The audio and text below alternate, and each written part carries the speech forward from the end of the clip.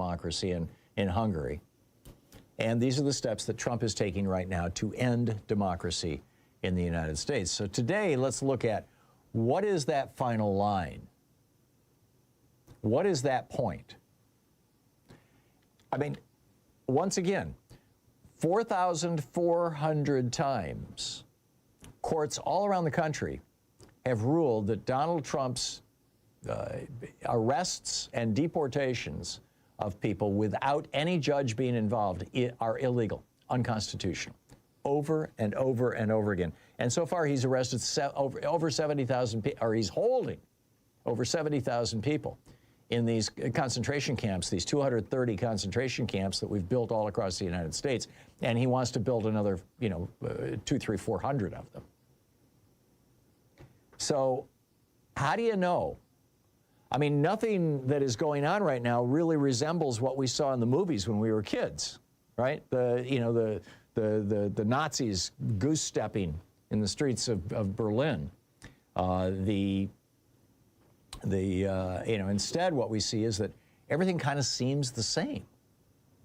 I mean, unless you're really paying attention to the news, unless you watch this program or listen to this program, it just seems like, hey, you go to work, you go to the movies, you go to the restaurant, everything kind of seems normal.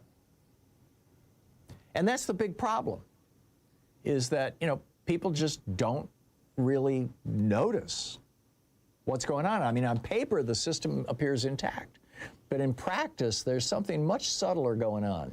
It's like, the earth being ground away by the base of the iceberg or the glacier. The legal system right now, in other words, is starting to crack, and it's starting to fail under the constant attack of these so-called unitary executive claims that are being made by, the Project 2025, the right-wing billionaires, Donald Trump, and sadly and increasingly, at least 5 or 6 of the members of the Supreme Court, who were put there, by the way, with big money from right-wing billionaires. This is how the end of democracy begins.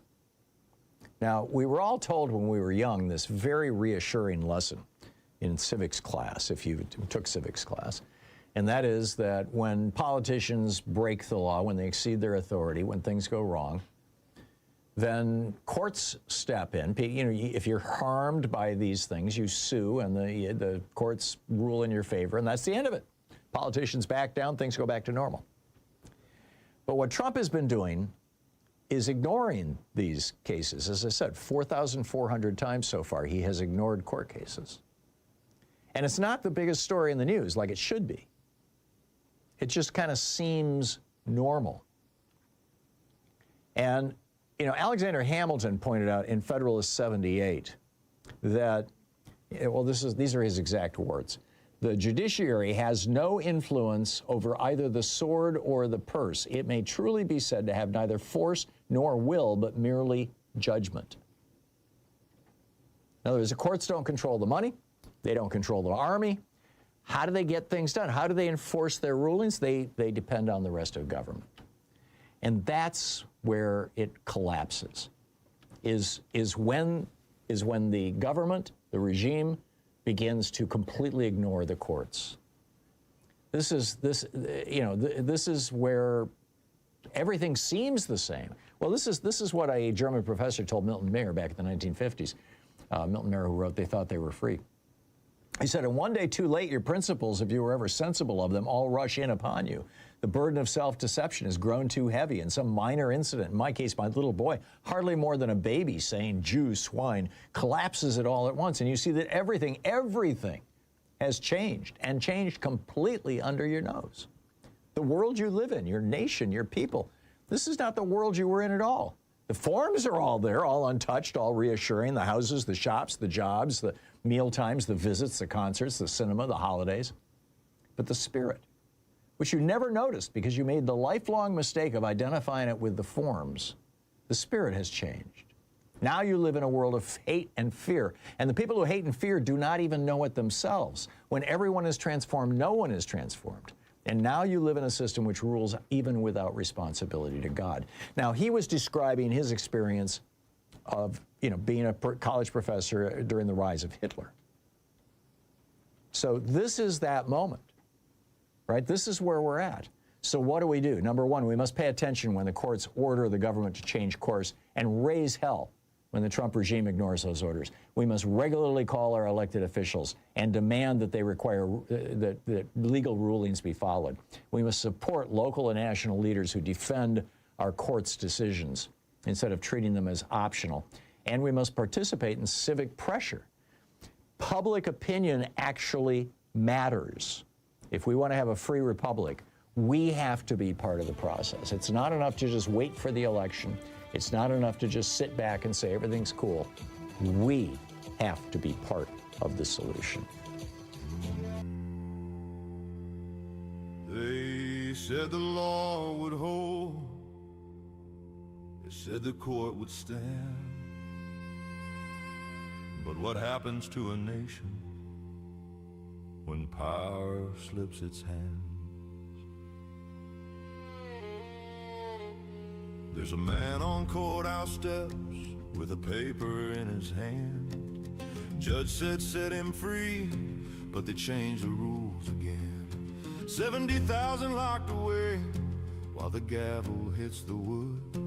On paper we're still righteous, but the streets say something's wrong. When the rulings don't matter and the losing side won't lose. When the law becomes a hallway, power walks straight through. No tanks roll down Main Street, no trumpet sounds the fall. It's quiet when a republic breaks, when the court can't stop it all.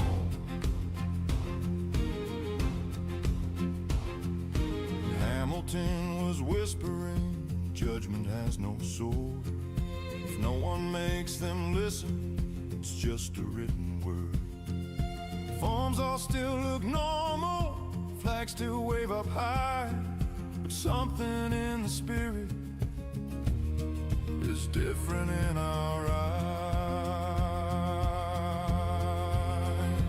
When the rulings don't matter and delay becomes defeat, when the referee is silenced by the pounding of his feet, no sirens mark the moment, no headline draws the line. It's quiet when a democracy dies. One ignored ruling at a time. So raise your voice when justice calls. Don't let the silence win. A court can write the truth, but we decide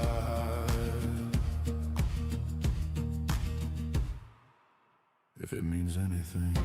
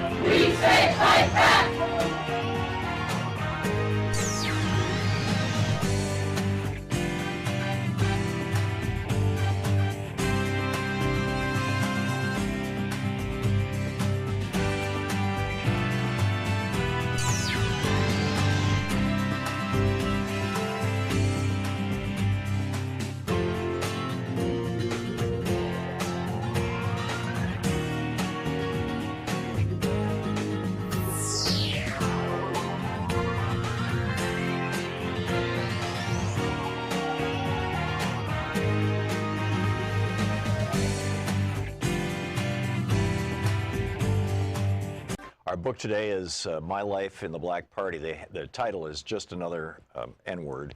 and it's by Field Marshal Don Cox, his life in the Black Panther Party. This is from Chapter 5, page 47. The chapter is titled, Use What You Got to Get What You Need. Before we entered into a direct relationship with the Panthers, our group had wanted to prove our worthiness by our actions. Since that was no longer in question, contact was made and a rendezvous fixed to meet at Huey's pad on Telegraph Avenue in Oakland.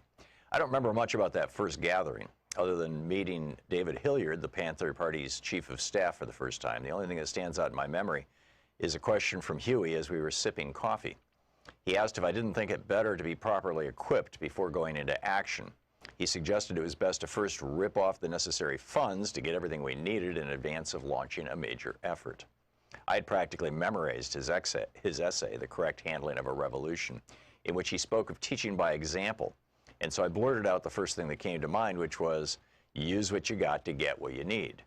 After a long, hot summer of 1967, with the rebellions in Newark, Detroit, and elsewhere, we felt that our preparations had, at least, put us on the same level as the rest of the country, and that the revolution would not pass us by. Our San Francisco group started attending and participating in any and all functions relevant to black people. And we tried to let everyone in our area, and we tried to get to know everyone in our area associated with the struggle. We also continued our community meetings. News of the death of Che Guevara in October of that year had us walking around in a stupor for a while, and although that came as a severe blow to the international struggle for freedom and justice of all people, we were proud to be among those who had responded to his battle cry and had picked up the fallen arms. Huey asked if we would conduct a meeting on Hunter's Point for him. He was supposed to go, but something had come up and he couldn't make it. We were honored that he thought enough of us to ask, and we were more than enthusiastic to do whatever he wanted. It was at that meeting that we had a new, surprising experience. We met our first resistance in the form of Adam Rogers. He was supposed to have been the biggest, baddest N-word on Hunter's Point, but when we encountered him, he came across like an Uncle Tom. He seemed to be impressed with our firearms demonstration, but he was violently against the idea of black people arming themselves for self-defense. He was convinced that would increase repression, even though history proved him wrong. When we examine the history of repression of black people, the only time there was significant decline in police violence and murders perpetrated against blacks was precisely the period when blacks were organized and had access to guns. Given the wave of terror and violence against blacks that continues to sweep the country, I truly believe there is a lesson to be learned from that fact. Rogers was one of the wounded in the Hunters Point Rebellion of the year before, and a photograph of him had been used by the news media to illustrate articles on the riots that broke out following the killing of a black teenager by police that September. Because of that, we were even more surprised by his reaction. It was not until later that we discovered that the administration of San Francisco Mayor Joseph Alito had sent in money after the rebellion and had bought off the so-called bad N-words. The same technique was used from coast to coast. Despite Rogers, most everyone seemed to like what we had to say and really related to the firearms demonstration. Several people wanted to take courses in handling weapons, and so I fixed a rendezvous for the following Saturday at the parking lot of the abandoned shopping center right on top of Hunters Point. The next day I arrived at the point at 7 in the morning in order to get set up before people began to gather. There wasn't going to be any target practice, but I would be firing a few shots in the air by way of demonstration. I knew that would pose no problem as far as the police were concerned. Due to their racism, whenever they heard shots on the point, they generally looked the other way. Once, during a dispute between two gangs, shooting broke out, and instead of police coming in to break it up, they sealed off the area and let them shoot it out. The gun battle lasted 24 hours, and the police didn't return until the next day. At around 8 o'clock, I saw David Hilliard's car driving up, which I found surprising because we had only seen each other a couple of times before. As the car approached, I recognized Emory Douglas and George Murray. Everyone had strange looks on their faces that made it clear that something was wrong. Damn, Huey had been shot and captured. He had shown up at David's wounded and bleeding heavily. There was real concern for his life, so David drove him to the hospital and left him on the steps, then drove straight to San Francisco to find me. He said Huey had asked him to ask me to help out in the aftermath, specifically dealing with the passenger who had been in Huey's car at the time of the shootout, with Officer John Frey of the Oakland Police, who'd been killed. There was also the problem of the guns Huey had stockpiled. I'll never understand why David didn't just bring the guns with him, but he hadn't, and I was obliged to go back into the area, get everything, and get back out safely. That might sound easy, but the shootout had occurred less than 3 hours before, and there was one policeman dead and one seriously wounded, so it was hot over in Oakland, to say the least. There was no time to go by the house and unload the guns I had on hand for the training, so I followed David back to Oakland with a trunk full of weapons. David took me into the backyard of a house that had a lot of weeds and a stack of old lumber in which he had stashed the gun. In his state of excitement, he couldn't remember exactly where the pistol was, and while we were looking, an elderly black woman came out of the house next door and asked what we were doing. David kept searching and didn't look up. She then said, "If you don't come out of there, I'm going to call the police." I began to panic and told David to say something to the woman. When he rose up, she recognized him and calmed down. This was David's house, and she was his neighbor. On the one hand, I was relieved, but on the other, if the police were looking for the passenger who'd been with Huey, it was certain they wouldn't miss David's house, as both were known Panthers. Finally, he found the gun, and it continues from there.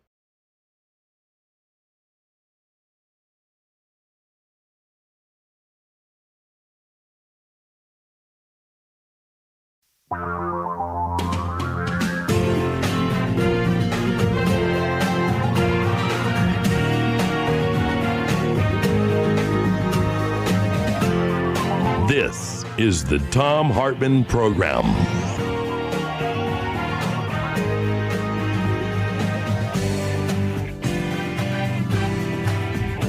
Hey, top of the Thursday to you. The British arrested a royal, yes, and we can't even investigate a reality TV show host, a failed reality TV show host. Prince Andrew has been arrested in connection with Epstein. No British royal has been arrested since Charles I. That was in the 1600s. I'll get to that in just a second. Also, Iran, is Trump about to start another war? And could this become a world war? And silencing dissent without a single raid. The billionaire capture of America's news, my op-ed for today. We'll get to all three of those in just a moment in the first hour here. In the second hour of our program, our one guest for the day, Phil Ittner, is going to drop by with a live briefing from Ukraine. How are the peace talks going there? And Stephen Miller wants to keep warrantless surveillance alive. Who will pay the price? You and me? And crazy alert, good news for Donald Trump. You know, as the midterms are approaching, he is still more popular than cockroaches. He's not quite as popular as ants and spiders, though. We'll get into that. And also, in our third hour, not in my backyard, Trump voters are resisting concentration camp centers. But wait, there's more. The Department of Defense admits to violating court orders over 50 times just in New Jersey. Say what? That's pretty amazing.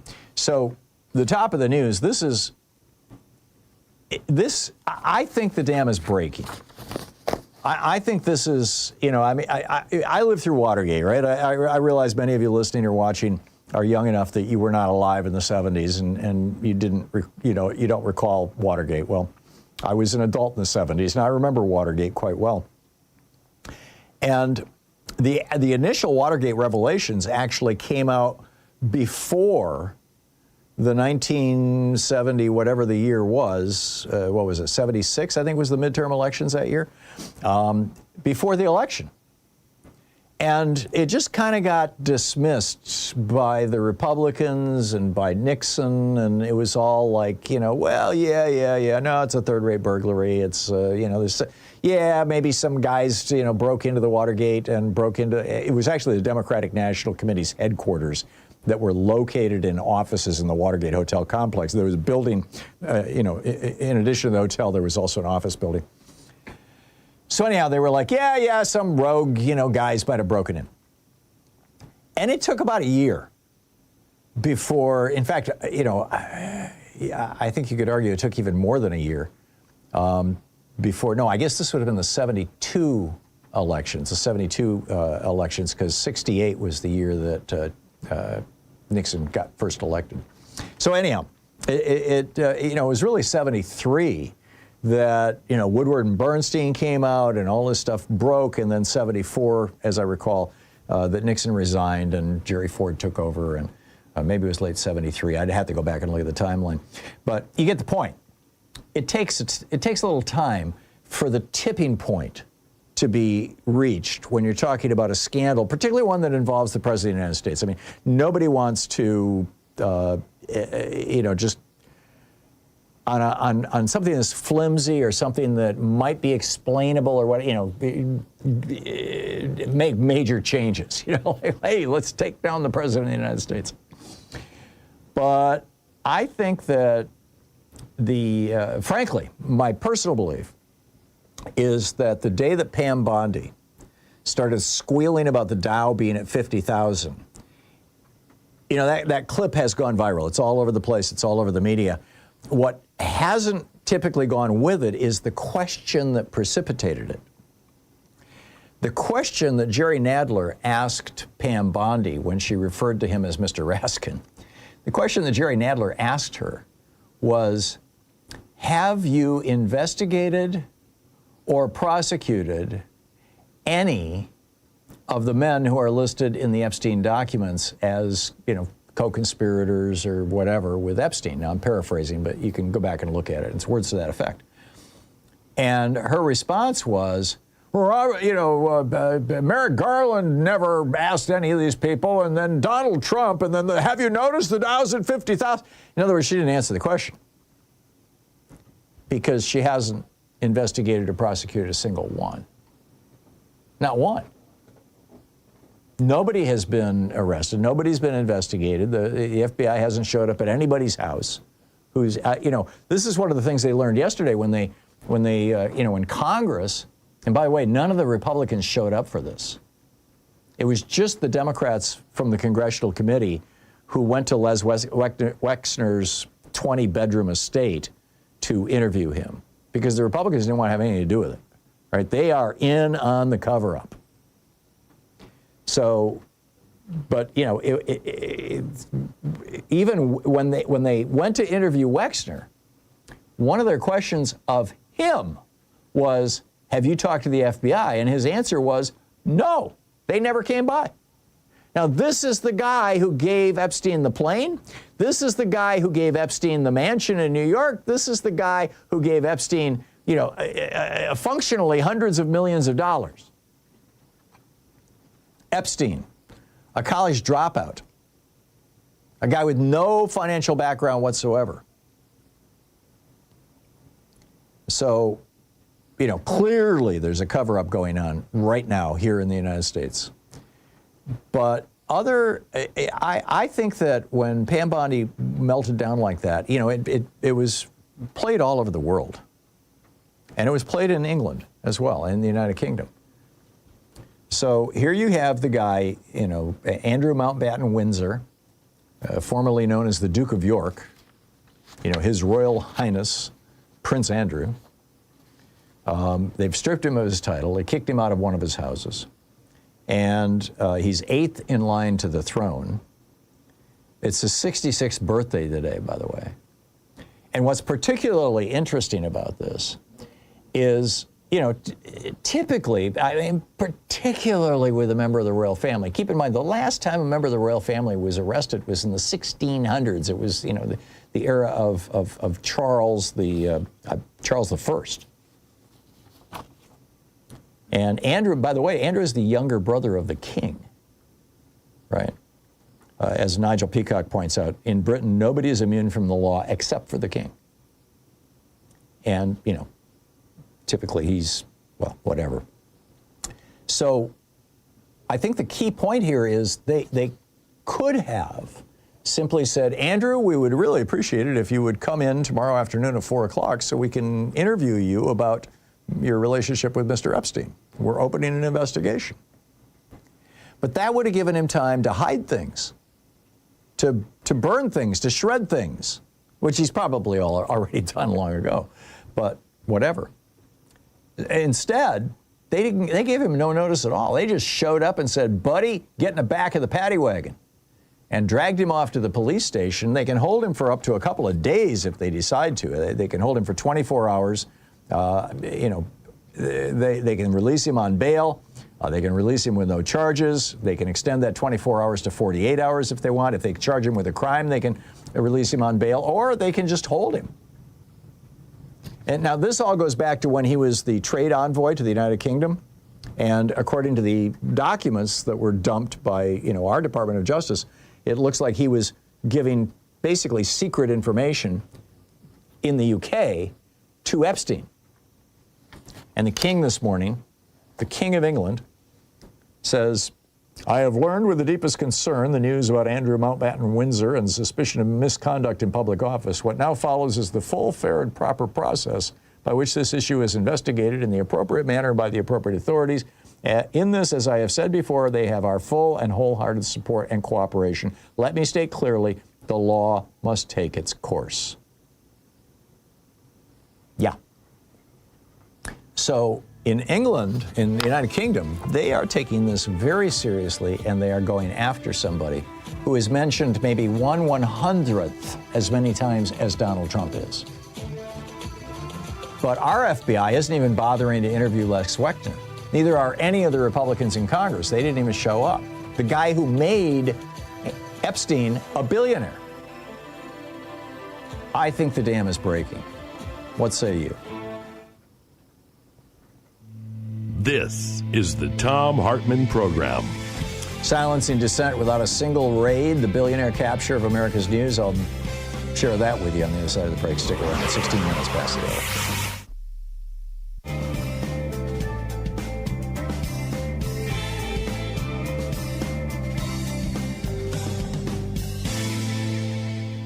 And welcome back. Brian in Tacoma, Washington. Hey, Brian, what's on your mind today? Oh, always so much, but pick one, you say. But the famous mantra, yes. Yeah. Why can't we live in a country similar to the Made Great Again South Korea, which just incarcerated its criminal coup attempting former leader to life? We have to live in a failed oligarchic kakistocracy, which I might not pronounce right, the former United States of America no longer. You know, why can't we live in a country similar to the Made Great Again United Kingdom that just arrested, as you were just talking about, a child rapist, no matter his status or wealth or, you know, or connections? Instead, we have to live in an oligarchic kakistocracy, formerly the United States of America. Rhetorical. I know you're on board, but just like these two things, like in the news today, why is our country such a asshole? You know, such a corrupt asshole. Well, I can tell you. I'm assuming that's not a rhetorical question, so let me give you an answer. The Supreme Court in 1976 ruled that it's okay for rich people to violate campaign finance laws and pour money into campaigns because free speech.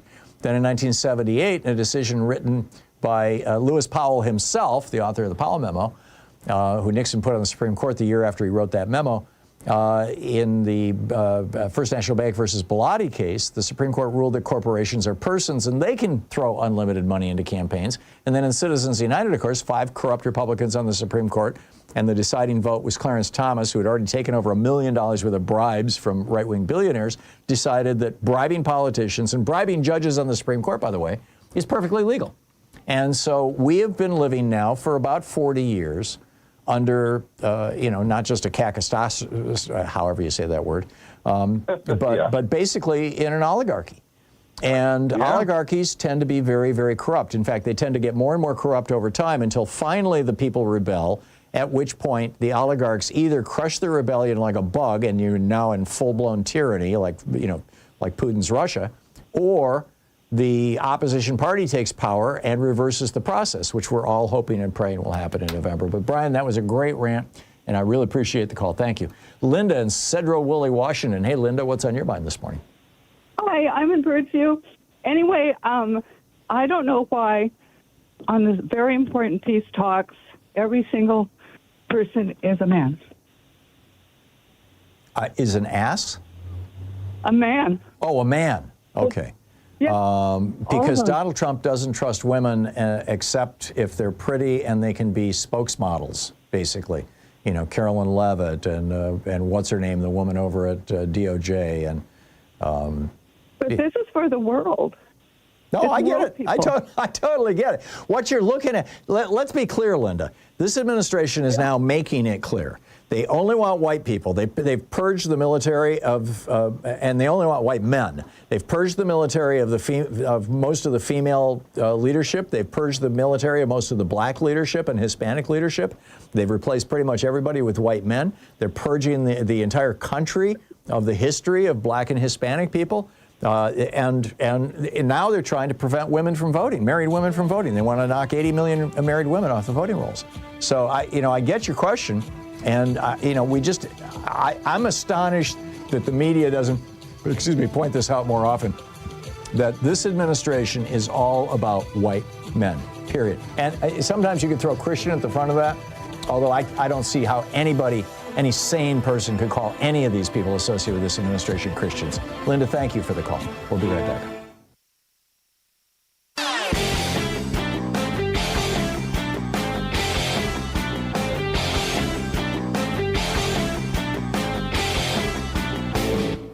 Change starts with you. You can be calling your Democratic or Republican representatives to let them know what you think by calling 202-224-3121. It's the Capitol switchboard. It'll get you right through to them.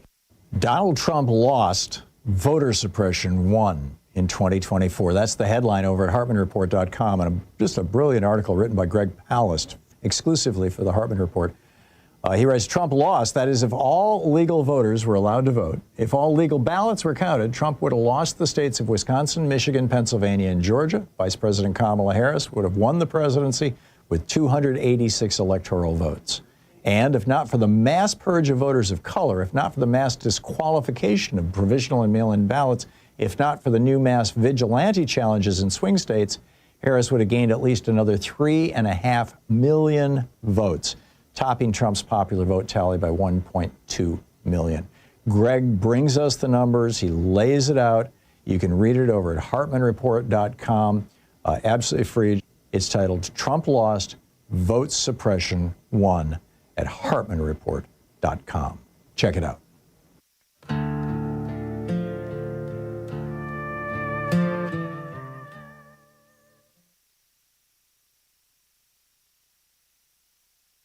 Daily Take over at HartmannReport.com is titled Silencing Dissent Without a Single Raid, the Billionaire Capture of America's News.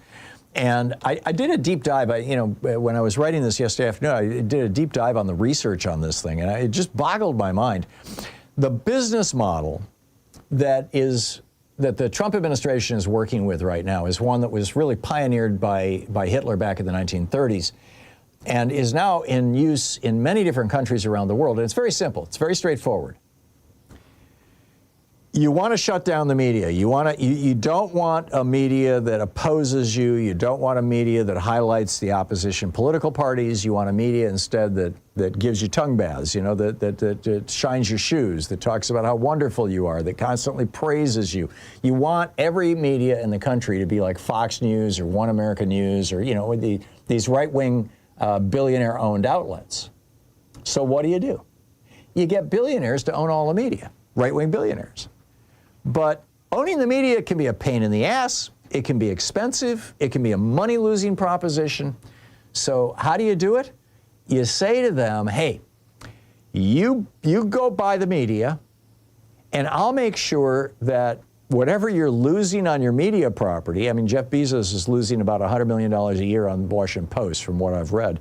Whatever you're losing on your media properties, I'll make sure you make far more than that in government contracts.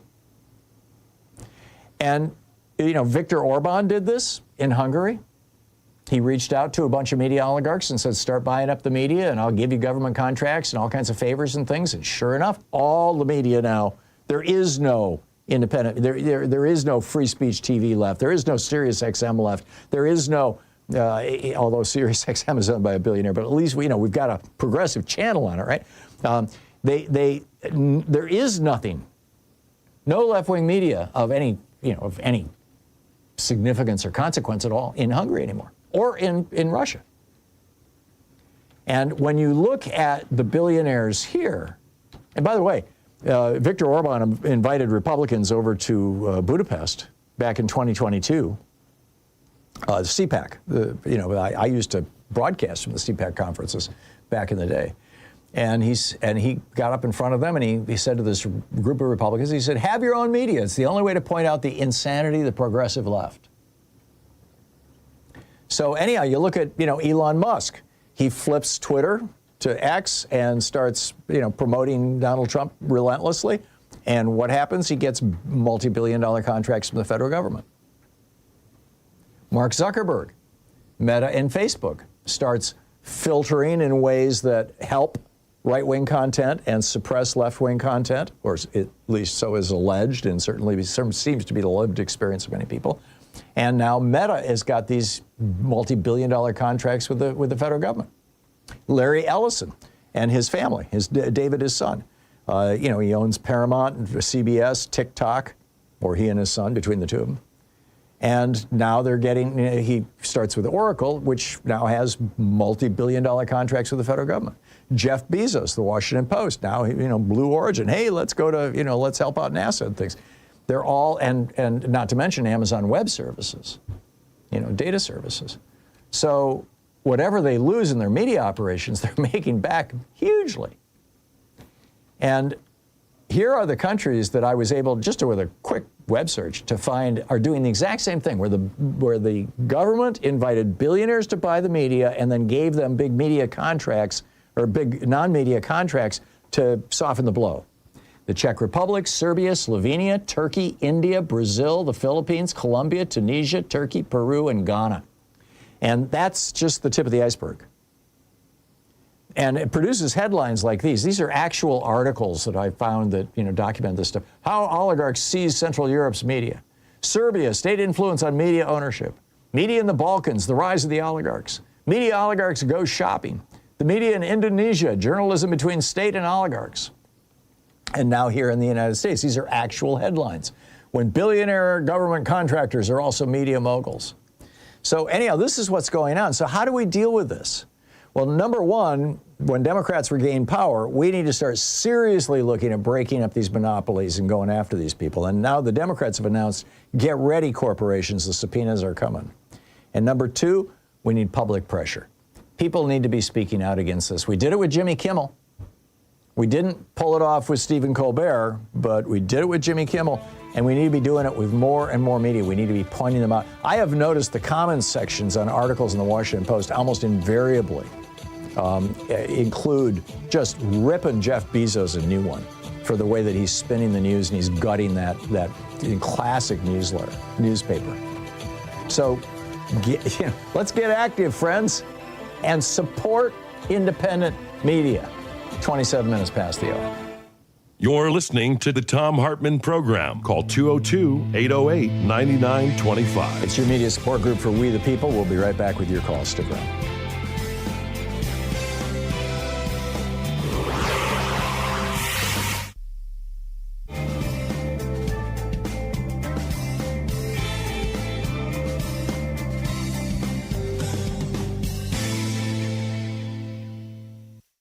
Today we're reading from Behold America by Sarah Churchwell, The Entangled History of America First and the American Dream. This is from the prologue. On Monday, 30 May 1927, a cool day with showers forecast, New Yorkers were gathering for the annual Memorial Day parades around the city. It was only 9 years since the end of the European War, into which America had been so reluctantly drawn and Europe had suddenly become closer than ever before. Precisely 10 days earlier, Charles Lindbergh had completed the first solo flight across the Atlantic in the spirit of St. Louis, and no one had yet stopped celebrating. Front pages around the country reported that Lucky Lindy had been mobbed in London, greeted by rapturous crowds of 150,000. Few Americans were talking about much else than the newest national hero, but in New York that day, different kinds of mobs were about to gather. Around 8 a.m., a group of Italian immigrants living in the Bronx set out for the elevated train on their way to Manhattan to join the parade. But they were not going to honor the American soldiers who had died in the service of their country. They were supporters of Mussolini, planning to join 400 American fascists who were marching in Manhattan's Memorial Day parade as part of the official fascist movement in the United States. They had been invited by the parade's organizers, to the outrage of many anti-fascists, including Italian nationalists and anarchists who threatened violence if the invitation wasn't rescinded. It wasn't. Like all his fellow fascists intending to march that day, Joseph Carisi was wearing the black shirt uniform, sporting leather boots, jodhpurs, a black cap, and carrying a steel-tipped riding crop. When he stopped to buy a newspaper, Carisi was jumped by two men, stabbed in the neck, and left to die on the sidewalk. Another fascist, Nicholas Amoroso, who was running either to catch up with his group or away from the killers, reports vary, was shot 4 times, once right through the heart. One of the 2 murdered men had served in the American Army during the Great War. The other with the Italian Army, papers reported. The parade they had meant to join took place without them, a fascist delegation of several hundred that was guarded by police to, quote, avert disorder. After the parade, the American blackshirts returned to their headquarters in the heart of Times Square. There, another of the fascists, standing outside, was set upon by 3 men. He defended himself with his riding crop as his fellow blackshirts charged out, brandishing clubs and whips, chasing the assailant through the theater traffic in Times Square, who fled as the black-shirted mob tore through the traffic. 100 fascists, reported the New York Times, rushed the attackers. A melee ensued that was quickly dispersed by the police. There was also violence in Brooklyn, where a parade of fascisti marched from the Angelo Rizza Fascista League at 274 Troutman Street in Bushwick. The LA Times reported several hundred men were parading, including 40 or 50 in the black shirt uniform. Fights broke out between supporters and protesters mingling on the sidewalks, and an anti-fascist was found lying on the ground, stabbed in the back. He survived and identified a fascist as his assailant. Accompanied by 30 police reserves to forestall violence, the marchers made their way through Brooklyn, stopping at the Wilson Avenue station, where the fascisti came to attention and gave the fascist salute. They ended at a Roman Catholic church, where the priest blessed them under large American and Italian flags, while the police remained on guard. The biggest outbreak of violence that Memorial Day, however, occurred in Queens, where it centered around a different right-wing group, not Italian Americans, but the self-proclaimed 100% American kind. By 1927, the Ku Klux Klan had spread across the United States since its rebirth in Georgia 12 years earlier. The first Klan was formed in the immediate aftermath of the Civil War, as former Confederate soldiers in Tennessee created a secret society to promote white supremacism, and terrorize the newly freed slaves in the South during the Reconstruction era. The name is generally believed to have originated from the Greek word for circle, kuklos, while Klan pays homage to the mystified Celtic heritage supposedly shared by white Southerners. Within a decade or two, the first Klan had been successfully suppressed by law enforcement and died out by the turn of the century. But in 1915, it was resuscitated in Georgia, and by the early 1920s, the second Klan had achieved a powerful political presence in the United States, not only in the South, but across the country. I would add this is because of 1915, the movie Birth of a Nation came out. The Klan had an active presence in New York City and Long Island by 1927, with favorite slogans, which they even attempted to copyright at various points. That year, the Klan was calling attention to the fact that it first announced the program of 100% Americanism and of America First. They were not, in fact, the first to adopt these mottos, as this book will show. In 1927, both phrases had been around for a decade or more. But as far as the Klan busily copywriting hate was concerned, America First belonged to them. And on Memorial Day in Queens, 1,000 or so of them had gathered to march, many in white robes and hoods. They were accompanied by 400 women from the so-called Clavana, the feminine branch of the Klan. Some of the reported 20,000 spectators in Queens that day objected to the Klan's presence, as others defended their right to march. Scuffles broke out, and it turned into a riot. Women fought women, and spectators fought the policemen and the Klansmen as their desire dictated, said a newspaper. Klan banners were shredded, and 5 of their number were arrested, said initial reports, while a few others were caught up in the confusion as well. The book, Behold America, Sarah Churchwell.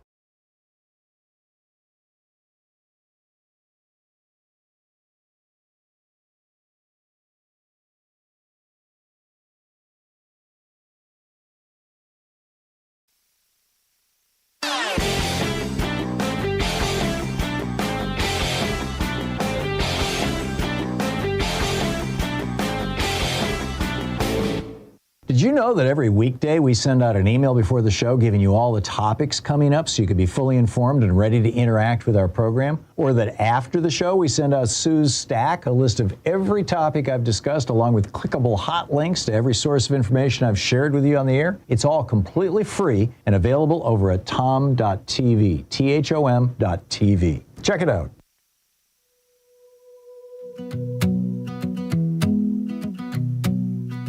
You didn't send tanks, they didn't break doors, they just bought the headlines and called it free press.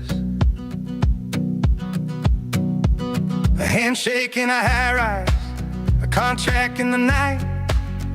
A billionaire's whisper turns the truth out of sight.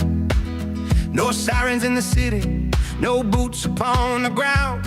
Just stock deals in silence where the watchdogs once howled. They said, give us good coverage, we'll make it worth your while. And the cameras kept on rolling with a patriotic smile. Now every station's singing from the very same page.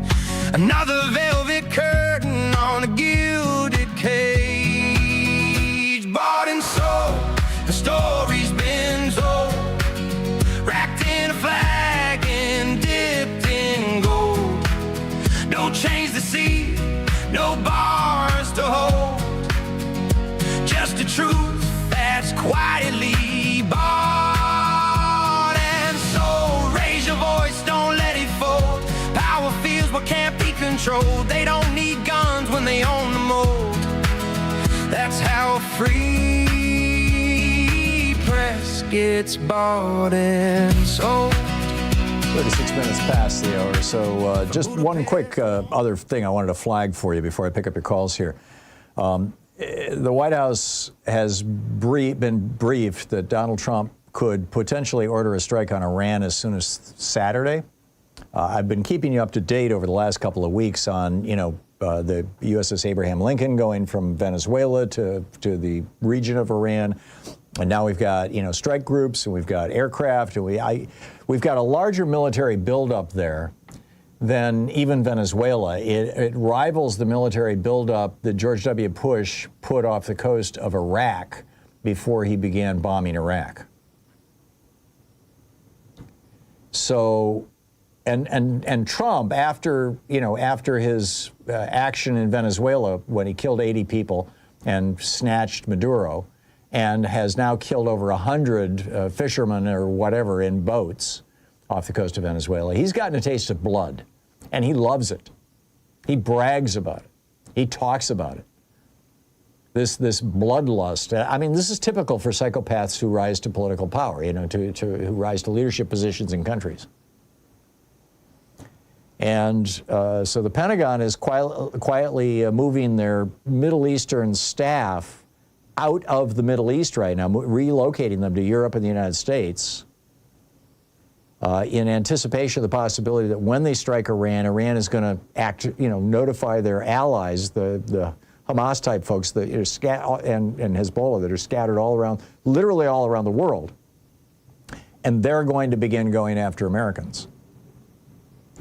Now, on February 28th, which is a week from now, roughly, a little more than a week, Rubio's got an appointment to go meet with Netanyahu. So, but this could happen before then. So just, heads up, number one. And number two, this is just another example of this administration saying, screw you to our Constitution, which explicitly says that only Congress has the power to declare war or engage the United States in military conflict. Only Congress. Just like only Congress has the power to impose tariffs. Something the Supreme Court is still sitting on. All right, what's on your mind today? Jill in Lamar, Colorado. Hey, Jill, what's up? Hi, Tom. You're the smartest guy I know, so I want to have a question for you. Why can't the Epstein victims sue Pam Bondi for her breach and violations of her oath of office? Because she's a federal government official, and you can only sue a federal government official if the federal government gives you permission. The premise is that when government officials are doing their jobs, particularly if they're following orders from above, that they have to be able to do that without fear of being sued. Now, theoretically or arguably or whatever, states could arguably sue, or state attorneys general, I think, and not necessarily sue Pam Bondi, but they would have to sue the Department of Justice. But I get your question, and I understand the sentiment behind it, and the outrage behind it. but I'm pretty sure it's not possible. It's a good question to put to somebody who's actually an attorney, who knows the details on this stuff. But that's basically it. You can't, it's almost impossible to sue anybody who works for the federal government unless the federal government, waives that privilege, essentially. So would that stand after her, when she's out of office? Yes. Yeah, it would. That doctrine, by the way, is what got extended by the Supreme Court when they said that Trump can't be charged with crimes when he's doing official acts in the White House. It was merely an extension of a doctrine that's been around for, I don't know, at least a century. That basically says that federal officials have to be able to do their job without constantly worrying that, particularly, originally, right? Perhaps I'm guessing. It was so that federal officials could do their jobs without worrying that some goober who was just looking to make a name for himself could sue them, as opposed to somebody trying to go after actual wrongdoing. But that's the way it is. So. And my other question, I understand that you have Craig Unger. He's an author of a book of the Epstein, Trump, and Putin connections. Yeah, Trump and Putin. I think he's scheduled for your show sometime. Do you know when that? I want to make sure I tune into that episode, if you know the date of that. Sean just told me that he's going to be on the program Monday. How'd you find out, Jill? Monday. We haven't made any announcements. I thought you announced it that he was going to be on your show in a few weeks. No? In a while. Yeah, he's been on the show many times. Craig's a good guy. He's a friend of the show. We're glad to have him on. And his books about Trump and the Russians. He was the guy who found that Trump has been basically pro-Russia ever since 1987. When Trump went over to Moscow and then came back here and gave a speech in New Hampshire as if he was thinking of running for president, and bought an ad in the Post, the New York Times, and the Los Angeles Times, saying that the United States should basically deconstruct NATO and pull out of NATO. He's been pro-Russian ever since then, and Craig Unger is the guy who nailed it. And he's never been successfully legally challenged in anything that he's said. So I look forward to that. Jill, I got to move along, but thanks for the call. Great questions. Mary in Seattle. Hey, Mary, what's on your mind today? Hi, a couple things, but your last caller made me ask a question. So could the victims of the Epstein thing, could they sue Bondi in civil court? Because E. Jean Carroll sued Trump in the civil. That's true, and she sued him for defamation. I don't know. That's a very good question. Okay. Yeah, I would imagine. I mean, but Trump was sued after he was out of office, wasn't he? Didn't the E. Jean Carroll lawsuit happen after he lost the election? Oh yeah, I was wondering about that. I don't remember, honestly. And she was suing him for something that he did long before he became president. It was back in the 80s, as I recall, that he attacked and assaulted her in that Bonwit sweater, So it wasn't an official act that she was suing him for. It wasn't something he did in office, and it wasn't when he was in office. And so I think those are the mitigating circumstances, or the circumstances that differentiate, that from trying to go after Pam Bondi. I think Bondi's pretty bulletproof in terms of lawsuits. What she's not bulletproof in terms of is her reputation. I think her reputation has been absolutely and utterly destroyed. This is a woman that is now a laughingstock. And for sure. Yeah, and she's going to go down in history as, the poster boy, as it were, to use the old phrase, poster girl, I guess, of, what happens when competent people. I mean, she's an attorney. She was the Attorney General of Florida for 8 years, although she ignored Epstein all that time. But what happens when they get corrupted by power? When they decide to suck up to power? When they decide that being on good terms with dear leader is more important than doing their job? She's just the classic example of that now. So, Mary, thank you. Thanks for the call. Great question. 44 and a half minutes past the hour. I'll be back with more of your calls in just a moment. Stay with us. Thom Hartmann program, a place where despair is not an option. Never, ever. We'll be right back.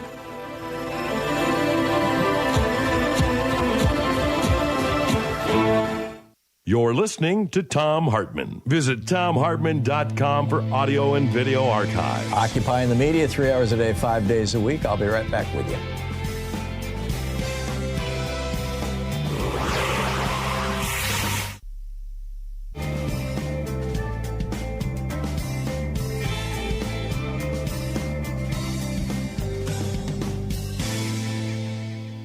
And welcome back. Charles in Masseyville, Ohio. Hey, Charles, what's up? Charles, watching us on YouTube in Ohio? Going once, going twice. Mateo, I'm going to put Charles on hold. He's on line 5. You might want to check and see what's going on there. Dorian in Montebello, California. Hey, Dorian. Thanks for listening to KPFK. What's up? Hi, Tom. How are you? Good. How are you? Fine, thank you. Thanks for taking my call. Hi from East LA, Montebello. Cool. I've been listening for a couple of years. I discovered your show through the local station KPFK, which has a really, special place in my heart. It's a great I'm station. close to 50 years old and, college student back in the 90s. I discovered KPFK and I'm really glad you're on the air. Thank you. Listen, Tom, I just thank you for taking my call. I'm a long-time lefty. I love my country. I love my neighbors. I love nature and public parks, and I'm all for all that. And I'm going to tell you how frustrated I've been with the Democratic Party, which I've supported since I was in high school, volunteering. And, I've been listening to you over the course of the last few months, especially, as I've just really lost faith in even just public radio stations in general, like KCRW, KPFK. I'm sorry, KPFK is one that's held true. But it's just so sad listening to the reporting on the more general public radio stations like NPR, as Trump guts all funding and all money heading that way towards the beautiful programming that they've had.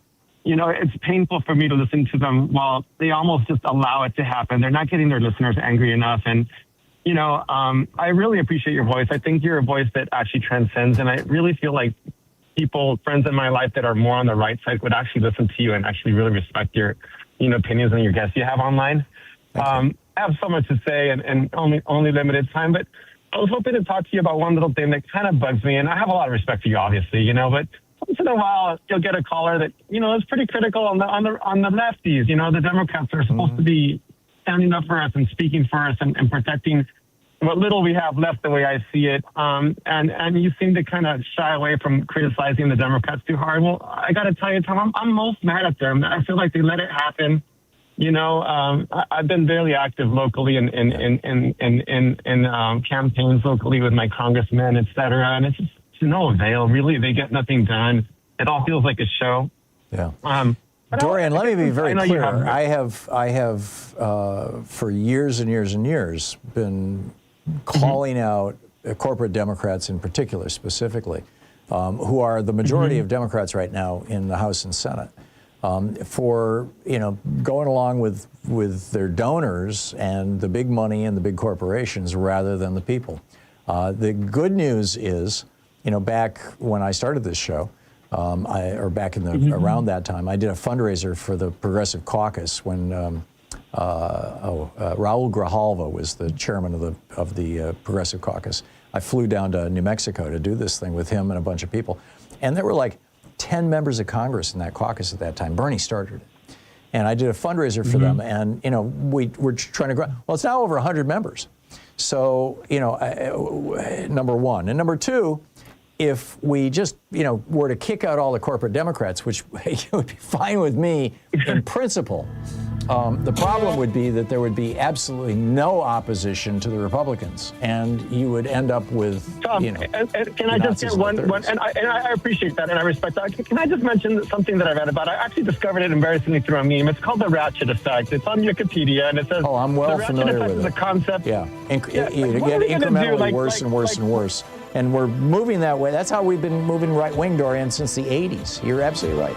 I got to run. Thank you.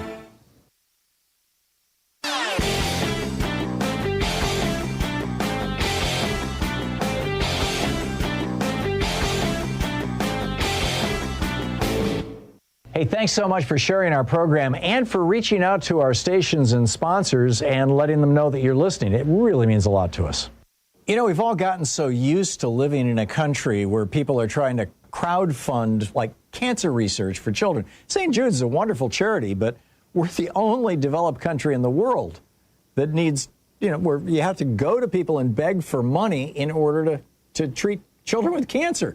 Or Shriners, I mean, another great charity, but shouldn't we all be funding children who are born with birth defects and problems like that? We're probably the only country in the world where you can sell your life insurance policy because Social Security doesn't cover your retirement. I mean, it's probably not happening anywhere else in the world. Or reverse mortgage your home because you can't afford it. I mean, this is crazy that we are living in a country where No Kid Hungry, a charity. You can read all about it. There's a whole op-ed I wrote about this over at HartmannReport.com. It's titled America's Sickest Reality Show, Crowdfunding Cancer Care While Billionaires Hoard Billions. Check it out. Welcome back. 10 minutes before the hour. Picking up your calls here. Jordan in Albuquerque, New Mexico. Hey, Jordan, what's on your mind today? Thank you for taking my call here, Tom. What I wanted to do is get your opinion briefly on, I would encourage everybody, but specifically Democratic members, to start calling it the Epstein administration and omitting J.D. Vance and Trump. And the reason why I'm advocating for that is I feel that Trump is such a narcissist that he will start to take credit for items that are in the Epstein report, so people start to refer to him as related to this. I think it would just be a bait for somebody who's a deranged narcissist. Can I get your opinion on that, please? Yeah, well, whenever I can remember to do it, I'm referring to billionaires as the Epstein-class billionaires. And I'm increasingly referring to the documents that were released as the Trump-Epstein documents, because Donald Trump is in them apparently over 1 million times, according to Jamie Raskin, and the unredacted version. So, yeah, I wouldn't call it the Epstein administration. I call it the Trump-Epstein administration. But, yeah, makes sense, Jordan. Great suggestion. Thank you for the call. Chris in Los Angeles. Hey, Chris, what's up? Hey, Tom. Thanks for taking my call.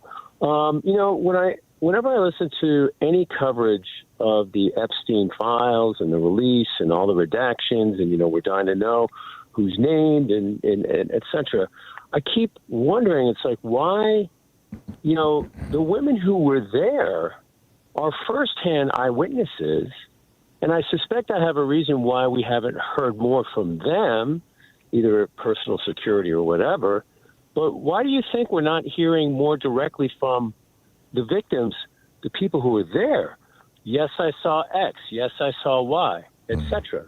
I haven't heard any coverage on that. Two responses to that. The first, and I want to talk about this in more detail tomorrow, but this 13 or 14-year-old who this was actually in the release, in the documents that were released, said that Trump had forced her to basically go down on him, and when she bit his penis, he beat her up. She was actually interviewed 4 times by the FBI, we now discover. And those interviews are missing from the documents that were released, according to this new release. So, number one, wow. They're being actively suppressed, the victims, their own testimony. A number of the victims who have been on television have come out and said that their interviews, and there's a number, so it's like the 501 files or something. I forget the number, but these FBI interviews, they have a name for them. That those interviews where they actually named the men who raped them were excluded, not just deleted, not just blacked out, not just redacted, but omitted, deleted. yeah, omitted altogether. So that's number one. But number two, I would say even more importantly, Donald Trump has an army of right-wingers who are not at all reluctant to kill people, much less, harass them, send pizzas to their house, set their houses on fire, break into their windows and beat them over the head with hammers, as happened to Nancy Pelosi's husband, murder them like happened to the Speaker of the House in Minnesota and her husband. And like brown shirts. Right. And I don't know of any of these women who are even today, the upper stratosphere of upper middle class, who are people who might even have, $5-10 million in the bank for retirement or something, who could afford to have the kind of security and deal with the kind of hassles that would come from publicly speaking out, which is why I'm so amazed and impressed with the women who actually are publicly speaking out, because these are middle-class people, and some of them are not even middle class. I mean, you know, some of them are really struggling. And some of them have been struggling all their lives because of what they went through at the hands of Epstein and Trump and their friends. So I think between those two things, hopefully I've answered your question. Yeah. Well, yeah, I mean, that's worthy of a GoFundMe, actually, isn't it? Yeah. Yeah. It would be a start, but it's never going to, I mean, no GoFundMe thing is ever going to make, you've got billionaires and multimillionaires on the one hand, who were involved in these crimes. Yeah. And even if they're charged, even if they're investigated, they can just put a wall of lawyers between them and what's going on. Right. And these women do not have that privilege. They just do not. Yeah. So, Chris, thanks for the call. Great question. Tom. Appreciate it. Sure enough. You got it, bye. Steve in Pataska, Ohio. Hey, Steve, thanks for listening to WTRN or GRN? GRN, yeah. GRN, that's what I thought. Okay, if what's up? If you want to blow this thing up, get Bob Fitrakis and Harvey Wasserman on your show. Columbus Free Press has been in existence since 1970 at Kent State started. Oh, Bob and Harvey have been on this show a zillion times. It's been a long time since either of them have been on, but they are such good guys. Yeah, well, Bob covered Wexner extensively. Even CNN just recently tried to get a hold of him, get him on the show. Mm-hmm. But look up the Shapiro murder files at freepress.org. 55 years. Forget the other Free Press. They were only 2 years. Yeah. But this is local media. And if the Free Press exists for this only, it would be well worth it. Shapiro murder files, Scoop Air, the whole Wexner thing with the mob. You see this nice mild-mannered guy walk around Wexner, Well, one of his lawyers was killed, Shapiro. In a group because he was going to reveal information. It was a mob-style kind of thing. He got Southern Air Transport. One of Wexner's lawyers was killed? Yes, Shapiro. Oh. Yeah, he was representing the Limited back in the day. And the mob was involved, and then they got Southern Air Transport in the Rickenbacker, just south of the city for transport, and that's where Epstein got his plane from, was Wexner, was the Lead Express. Yeah. So... yeah, Bob. Amazing stuff. Yeah, I'll have to revisit freepress.org. These guys do great work, Stephen. You're absolutely right. Thank you very much. Thanks for the call. We'll be back on the other side of the break. Phil Ittner is going to drop by live from Ukraine. Let's see what's going on there. You're listening to Thom Hartmann.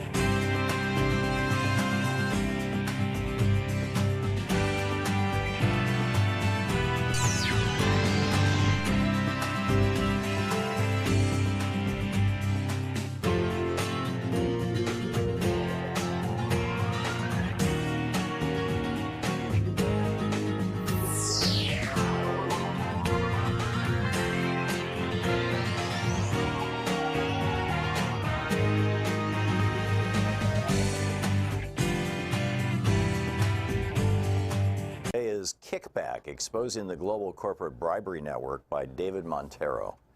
This is from the introduction, Chapter 1. During Watergate, the appointment of a special prosecutor to investigate Richard Nixon's alleged tampering with elections was intended to mark the close of a sordid chapter in American history. Instead, that effort, culminating in Nixon's resignation, would prove to be only the beginning of a deeper political morass that America would face for decades to come. Congressional investigations would uncover for the first time that multinational corporations, through slush funds and bribes, were not only secretly funding political organizations at home, like Nixon's re-election campaign, but corrupting foreign officials abroad. This new perspective on the corporate abuse of power and its impact overseas would result in the Foreign Corrupt Practices Act, FPCA, groundbreaking legislation that, by prohibiting commercial bribery for the first time in history, sought to change how capitalism and political affairs were conducted all around the world. Now, more than 40 years later, we are experiencing a kind of deja vu as the special counsel investigates whether the president allegedly abused his power, again by obstructing an inquiry into a possible manipulation of our country's elections. Just as was the case in Watergate, whatever special counsel Robert Mueller uncovers will likely mark the beginning, rather than the end, of a reassessment of how power actually operates in this country.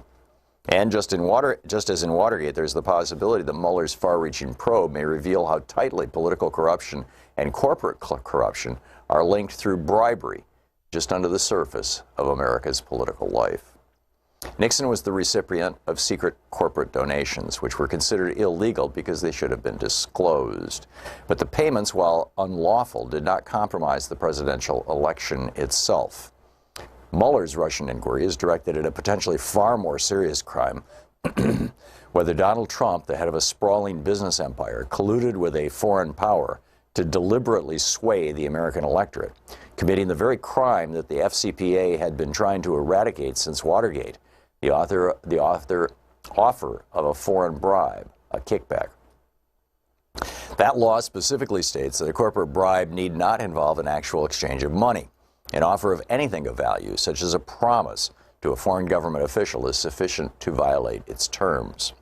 This is precisely what Mueller is trying to ascertain, whether Trump, his company, his associates, or his family, or some combination of them, offered a promise to Russian government officials, a quid pro quo, that if they helped Trump by manipulating the elections, Trump, if victorious, would ease U.S. sanctions against Russia. Doing so would allow greater U.S. investment of Russia and would benefit Russian officials and oligarchs, the Trump business organization, the corporate interests of the Trump family, and former members of his senior staff, including Paul Manafort, his one-time campaign chairman, and Michael Flynn, his disgraced national security advisor. If the Trump organization or anyone connected with it did make such a promise, and depending on how that promise was conveyed to Russian officials, the Justice Department would have strong grounds for pursuing an FCPA charge, among others. An FCPA violation is within Mueller's mandate to investigate, quote, any matters that arose or may arise directly from this investigation. As has been widely observed, Mueller has hired 2 former federal law enforcement officials with extensive experience in investigating fraud, money laundering, and overseas bribery. Andrew Weissman, who ran the Justice Department's fraud section, which enforces the FCPA, and Greg Andres, who helped oversee FCPA policy in the criminal division. The drama playing out in Washington starkly highlights the fact that foreign corporate bribery can be a deeply misleading term. We have come to regard it, when we think of it at all, as something that unscrupulous companies do in distant countries, so that any impact it has must be contained overseas. If a corporation pays kickbacks to a greedy government official abroad, why should we be concerned?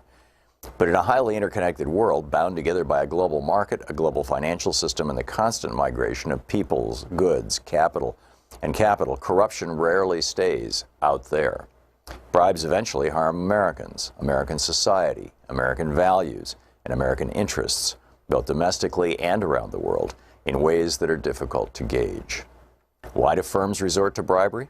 The obvious reason is to gain an advantage over their competitors. But illicit payments also buy the illusion of growth in the short term, of increased market share and inflated firm value. It does not take into account the harm that this practice causes to companies themselves, sinking employee morale, diminished profit margins, and the possibility of hundreds of millions of dollars in fines and penalties, not to mention a reputation that will be associated with corruption and deceit. They also effectively steal the public's money because the majority of bribery cases involve capital-intensive development and infrastructure projects such as roads, dams, defense systems, oil extraction, or mining that are publicly funded. To recoup the bribes involved in winning such contracts, companies conspire with foreign officials to inflate the costs, sometimes by 10 or even hundreds of millions of dollars. While the companies and the officials win out, taxpayers are left shouldering the burden. Corporate bribes involve a remarkable amount of money. The World Bank has estimated $1 trillion a year, although this may represent the high end.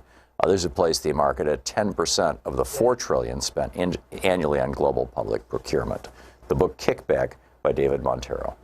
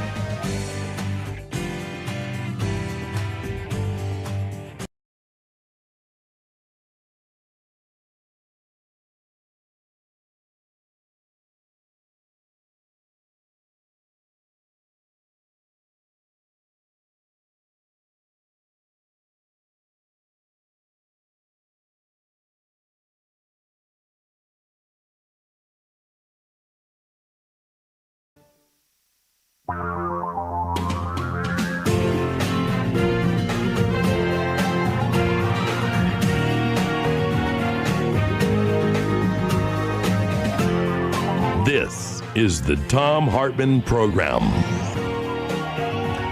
Hey, welcome back. On the line with us, our buddy Phil Ittner, the veteran war correspondent based out of Kyiv, Ukraine, and host of the On the Edge podcast. Philip Ittner on YouTube, Ittner Philip on social media.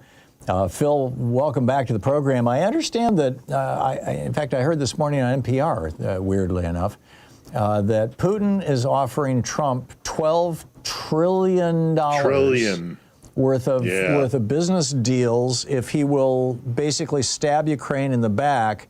And what was unsaid, but I would bet, geez, the shirt I'm wearing at least is true, is that included in that $12 trillion is probably hundreds of billions of dollars worth of opportunities for the Trump organization in Russia.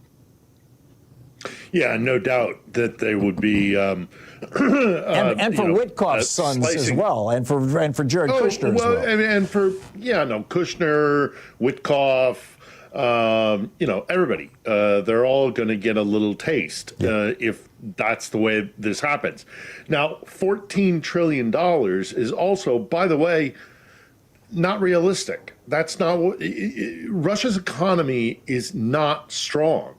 Even if they were to lift sanctions, even if they were starting to export their fossil fuels, or the Arctic shelf opened up, and so they had the Northeast Passage open for trade, it's going to take a long time for them to get to a place where they can be skimming off $14 trillion. Well, consider this, Phil. Forgive the interruption, but Russia's entire GDP is $2.54 trillion, $2.5 trillion. I mean, smaller than Texas. Yeah, it's a smaller economy than Texas. California is $4.2 trillion. It's twice the size of Russia. So this number of 14 trillion is, I'm sure that the Russians, being the Russians, could find a way to, explain it away and do their gaslighting. But at the end of the day, that's $14 trillion given to the United States from Russia to stab Ukraine in the back. They won't see it for, years, decades, perhaps. The guys who are skimming off the top, the Kushners and the Trumps and the Witkoffs, and take your as they are in the UAE and the Middle East right now. That's right, exactly. So they might benefit. They might get a couple $1 billion or whatever. But $14 trillion put into the U.S. economy from Russia, that's not happening anytime soon. And it's just another example of the fact that Russia is playing a game which is so much reliant on obfuscation, delay, confusion, chaos, corruption, all the rest of it, that can keep them fighting in Ukraine, because they really do think that they can actually win this conflict militarily. So they think if they can fracture the West, if they can delay peace plans, if they can insert the corruption that comes out of Moscow into our body politic, which they are already doing, but if they could accelerate that, then they think that will benefit them towards their military and geopolitical aspirations when it comes to Ukraine and actually global security. So global security. So this is look. Tom, we have to understand. I've studied the Russians for over a quarter of a century. They lie. They gaslight. They do. This is all part of their policy of not acting in good faith. They do not act in good faith, and the sooner we recognize that fact, I think the better the entire globe is going to be. Yeah. Now, Trump may not care because he's getting his pockets lined, and he doesn't act in good faith. Really either. Should. And he's not acting in good faith either, and never has, to the best of my knowledge. So anyway, forgive the interruptions. So how goes the war? Well, okay. Well, how goes the war?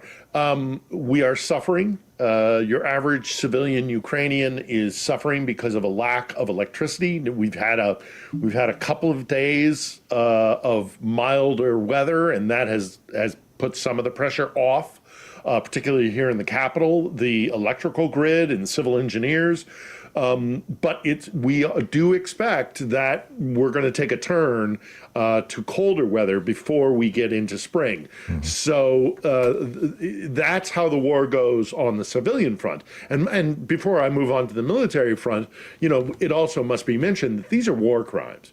Russia is committing war crimes on a daily basis by hitting civilian infrastructure that has no military asset to it whatsoever, and it's only meant to make the people of this country try and survive through a really harsh winter without electricity, heating, water, all those kind of things. It's a war crime. So that's part of the war. Militarily, on the front lines, we've seen some pushback. The Ukrainians have actually made some progress in regaining some territory. They are hitting deep inside of Russia, almost on a daily basis. They're hitting their oil depots. They're hitting infrastructure for their air force, which allows them to send cruise missiles or glide bombs into Ukraine. This is all happening behind the front lines, and in some cases, it's actually being done by partisans, people who are, fifth columnists and Ukrainians who have infiltrated into Russia. They get a coordinate, they send it to Kiev. Kiev fires off one of their own cruise missiles. They don't even have to rely on the West for cruise missiles anymore. Mm-hmm. So, militarily, it's still not great. I don't want to put on rose-colored glasses here, but the Ukrainians continue to put up a strong resistance on the ground, on the front lines in Ukraine, in the east, but in addition to that, they are taking the battle to Russia and striking deep inside of the Russian Federation. I've read two headlines that are kind of apropos to this in the last couple of days. One suggesting that Putin may have reached the point where he has no choice but to impose a national draft that goes beyond what he's been doing so far, and which is he's been trying to limit it to mercenaries or letting people out of prison or whatever, which could be a real bad turning point. The second is that their economy, the Russian economy, is really starting to collapse in a bad way. And the third is that this is a matter of not just political, but probably physical individual survival for Putin now. If he abandons Ukraine or gives up or loses or even negotiates something that's viewed as a surrender, he will lose power and he will probably be killed by the incoming regime. And that, he's got no good outcomes right now, which may cause him to do something insane, like go after Kyiv with a small nuke or something. I mean, what do you think about all those things?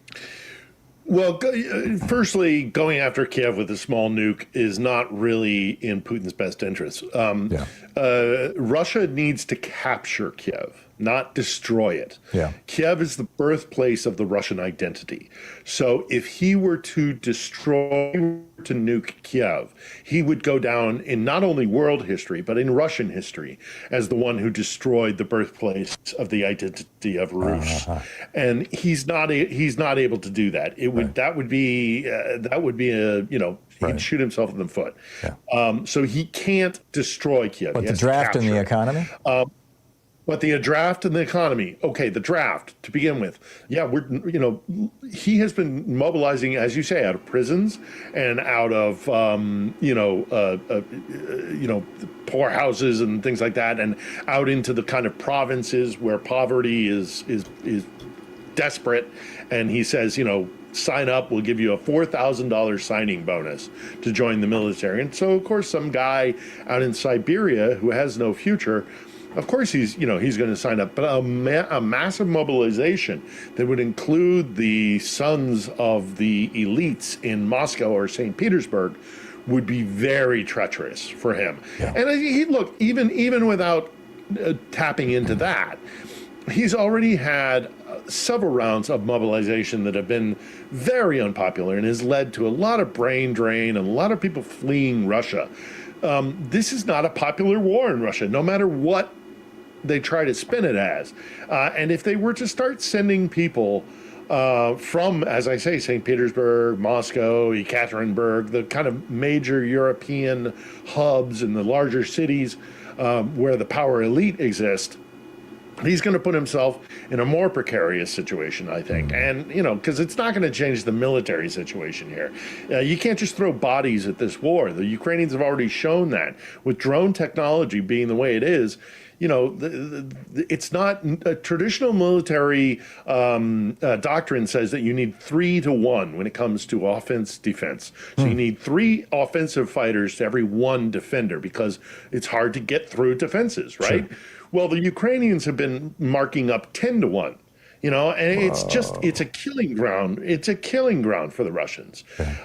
So, even if he does send more bodies here, it doesn't guarantee that he's going to have, a successful campaign. And then finally, before I go on to the economy now, I will make it quick. We have 30 seconds.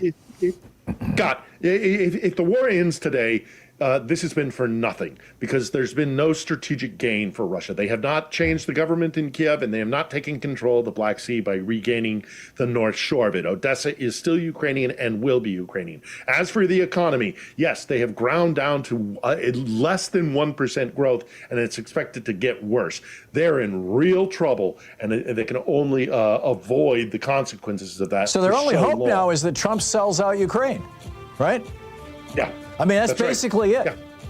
And that's why they're offering him $14 trillion. A compromised American president. Just look what happened just recently in Munich. It's been shameful. Ukraine wasn't even really brought up. Yeah. Rubio they're willing to sell it out. Yep, you're right. The great Phil Ittner.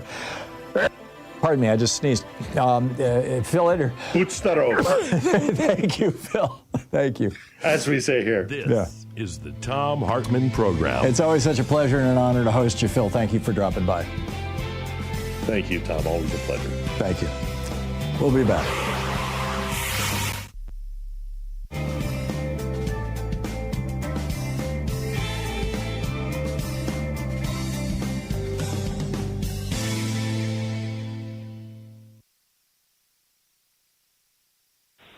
Mine today. Hello? Hey, Al. You're on the air. Thanks for watching us on YouTube, Tom. by the way. Yeah, I'm on KPFK, man. Oh, okay. All the better. What's up? Yeah. Hey, if we let the Agent Orange attack Iran, we're going to cause the global economy to collapse. You think? And we might start World War III, man. I know. Well, the Russians, the Chinese, and the Iranians are holding live fire drills in the Straits of Hormuz. And if they close that down, all the oil, about 20% of the world's oil will stop flowing. That's right. China just gave the Iranians a radar system that can track stealth aircraft like the F-35. So, and who knows what else they've been giving them, what kind of missiles and. So Trump's got to be thinking, on the one hand, that he really wants more blood.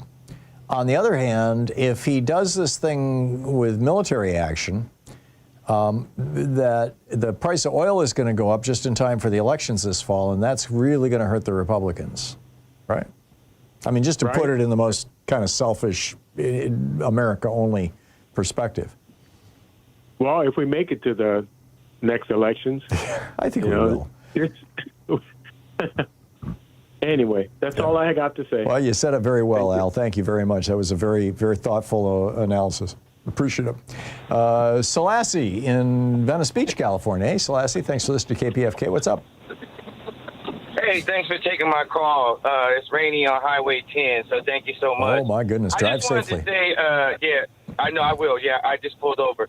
I just wanted to say, that the white supremacy is so scared, and that's why they're doing everything that they're doing. Yep. With everything that you look at, and so like, his way of life is crumbling. As a 49-year-old black man living in Los Angeles amongst the people every day, the only place I see white supremacy is on the news and on social media.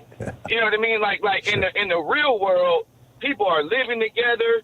They not stupid. They trying to figure it out. We all up under this state of confusion. Yeah. But that's the main thing that I see as every second it is crumbling, and they are going crazy. Everything that y'all talked about today, Ukraine, the economy, everything, it all has to do with that white mindset. Not all white people, but the mindset that white people are supreme. Yep. And if you look around, if you have that mindset, and you see Mexican people running things and running the stores, and black people and people dating, and the gays are living their lives, and people are not bamboozled no more. I agree. People are not in the dark, and so if you live like that, you are petrified. So just everybody out there, stay strong. We are the people. The white supremacists are scared of us, the people. And that's why they're trying to suppress the people, but they'll never do it. And always remember, bury the man and continue to plan. Bury the man and continue to plan. Don't be scared to die. Be scared to live. Thank you, Selassie. That was absolutely brilliant. I couldn't have said it better myself. And thank you so much. 22 and a half minutes past the hour. I'll be back with you in 60 seconds.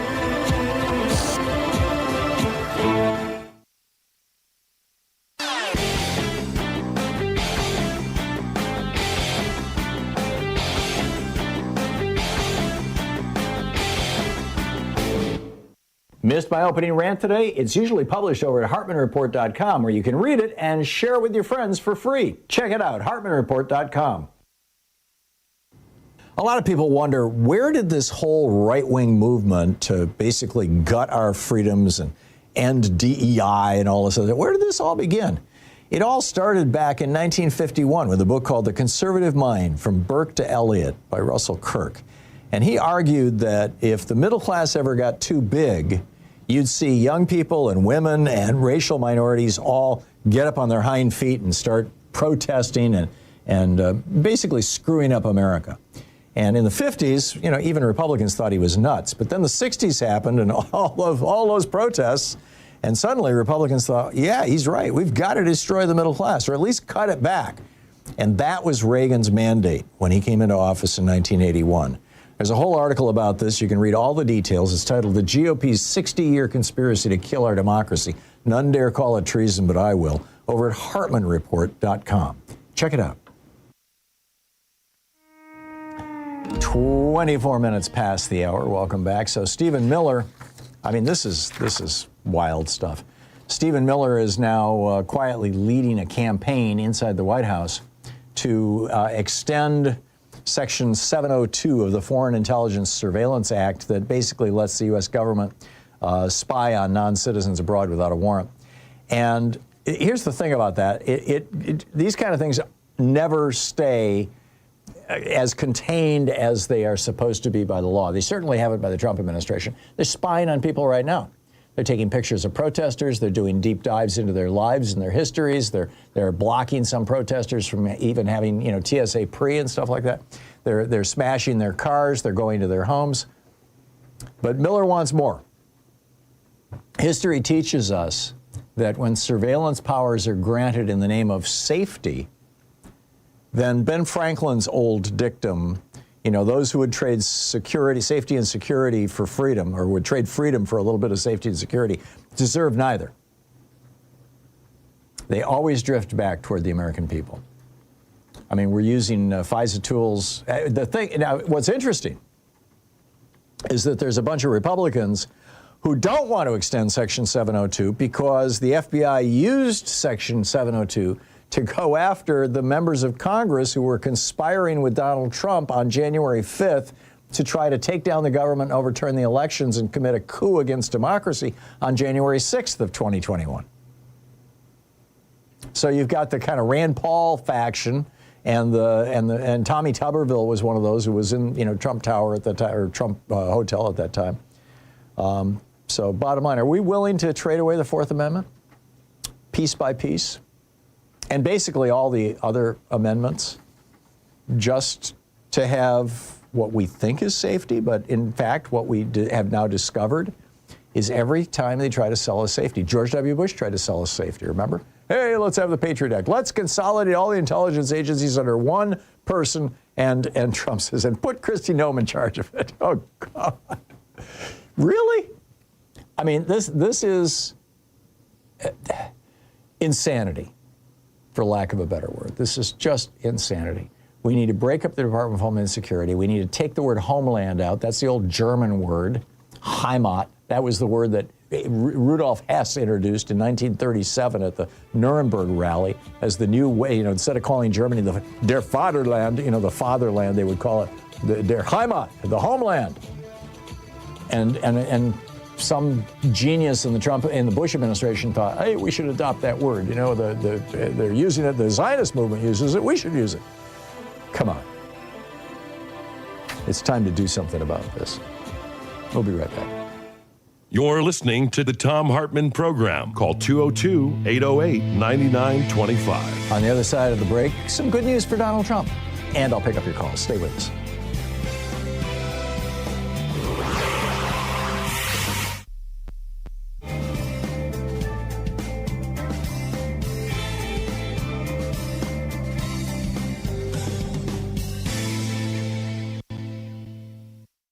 Book today in the Thom Hartmann Book Club is Cokeland, The Secret History of Coke Industries and Corporate Power in America by Christopher Leonard.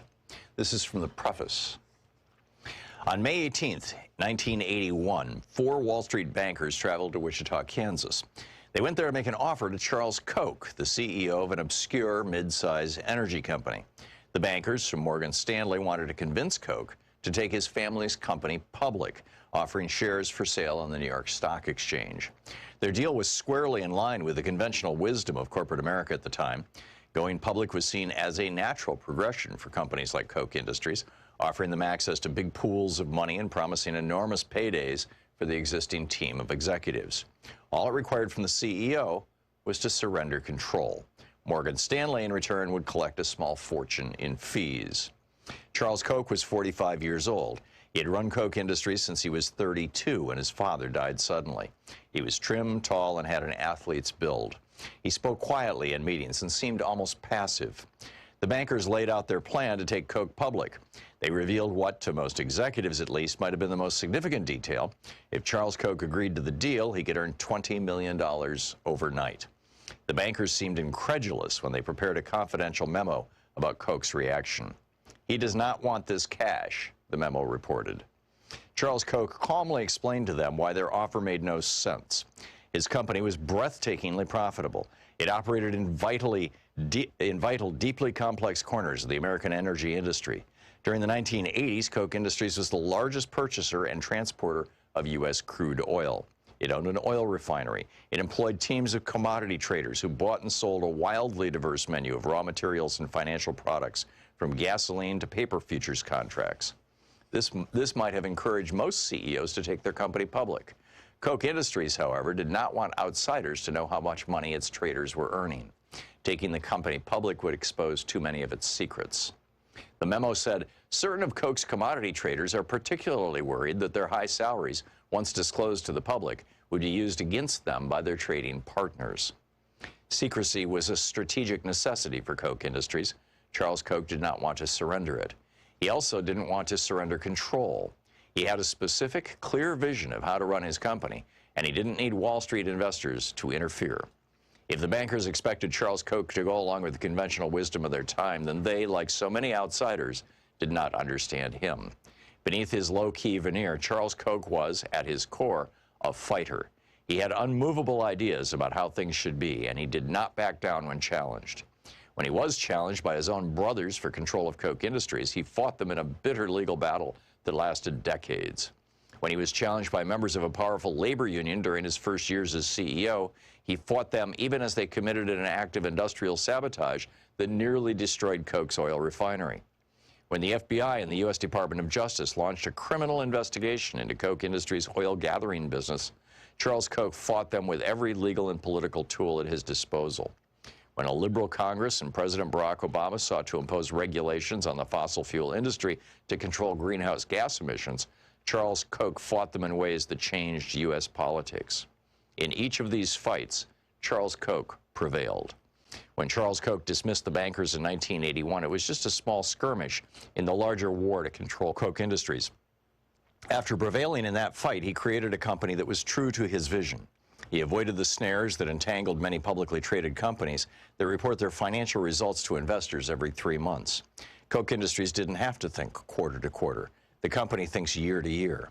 An internal think tank and deal-making committee called the Development Group will sometimes think through a business deal on a timeline measured in decades. This long-term view made Koch more nimble where other companies stumbled. In 2003, for example, Koch Industries bought a group of money-losing fertilizer plants when no publicly traded company was willing to take the risk. Today, those plants are as profitable as a broken ATM machine that spews out cash around the clock. Unlike publicly traded companies, Koch Industries does not pay out rich dividends to investors. Charles Koch insists on reinvesting at least 90% of the company's profits, fueling its constant expansion. This strategy laid the foundation for decades of continuous growth. Koch Industries expanded continuously by purchasing other companies and branching out into new industries. It specialized in the kind of businesses that are indispensable to modern civilization, but which most consumers never directly encounter. The company is embedded in the hidden infrastructure of everyday life. Millions of people use Koch's products without ever seeing Koch's name attached. Koch refines and distributes fossil fuels, from gasoline to jet fuel, on which the global economy is dependent. Koch is the world's third largest producer of nitrogen fertilizer, which is the cornerstone of our modern food system. Koch makes the synthetic materials used in baby diapers, waistbands, and carpets. It makes the chemicals used for plastic bottles and pipes. It owns Georgia Pacific, which makes the wall panels, beams, and plywood required to build homes and office buildings. It makes napkins, paper towels, stationery, newspaper, and personal hygiene products. Koch Industries owns a network of commodities trading offices in Houston, Moscow, Geneva, and elsewhere, which are the circulatory system of modern finance. The book, Kochland, by Christopher Leonard.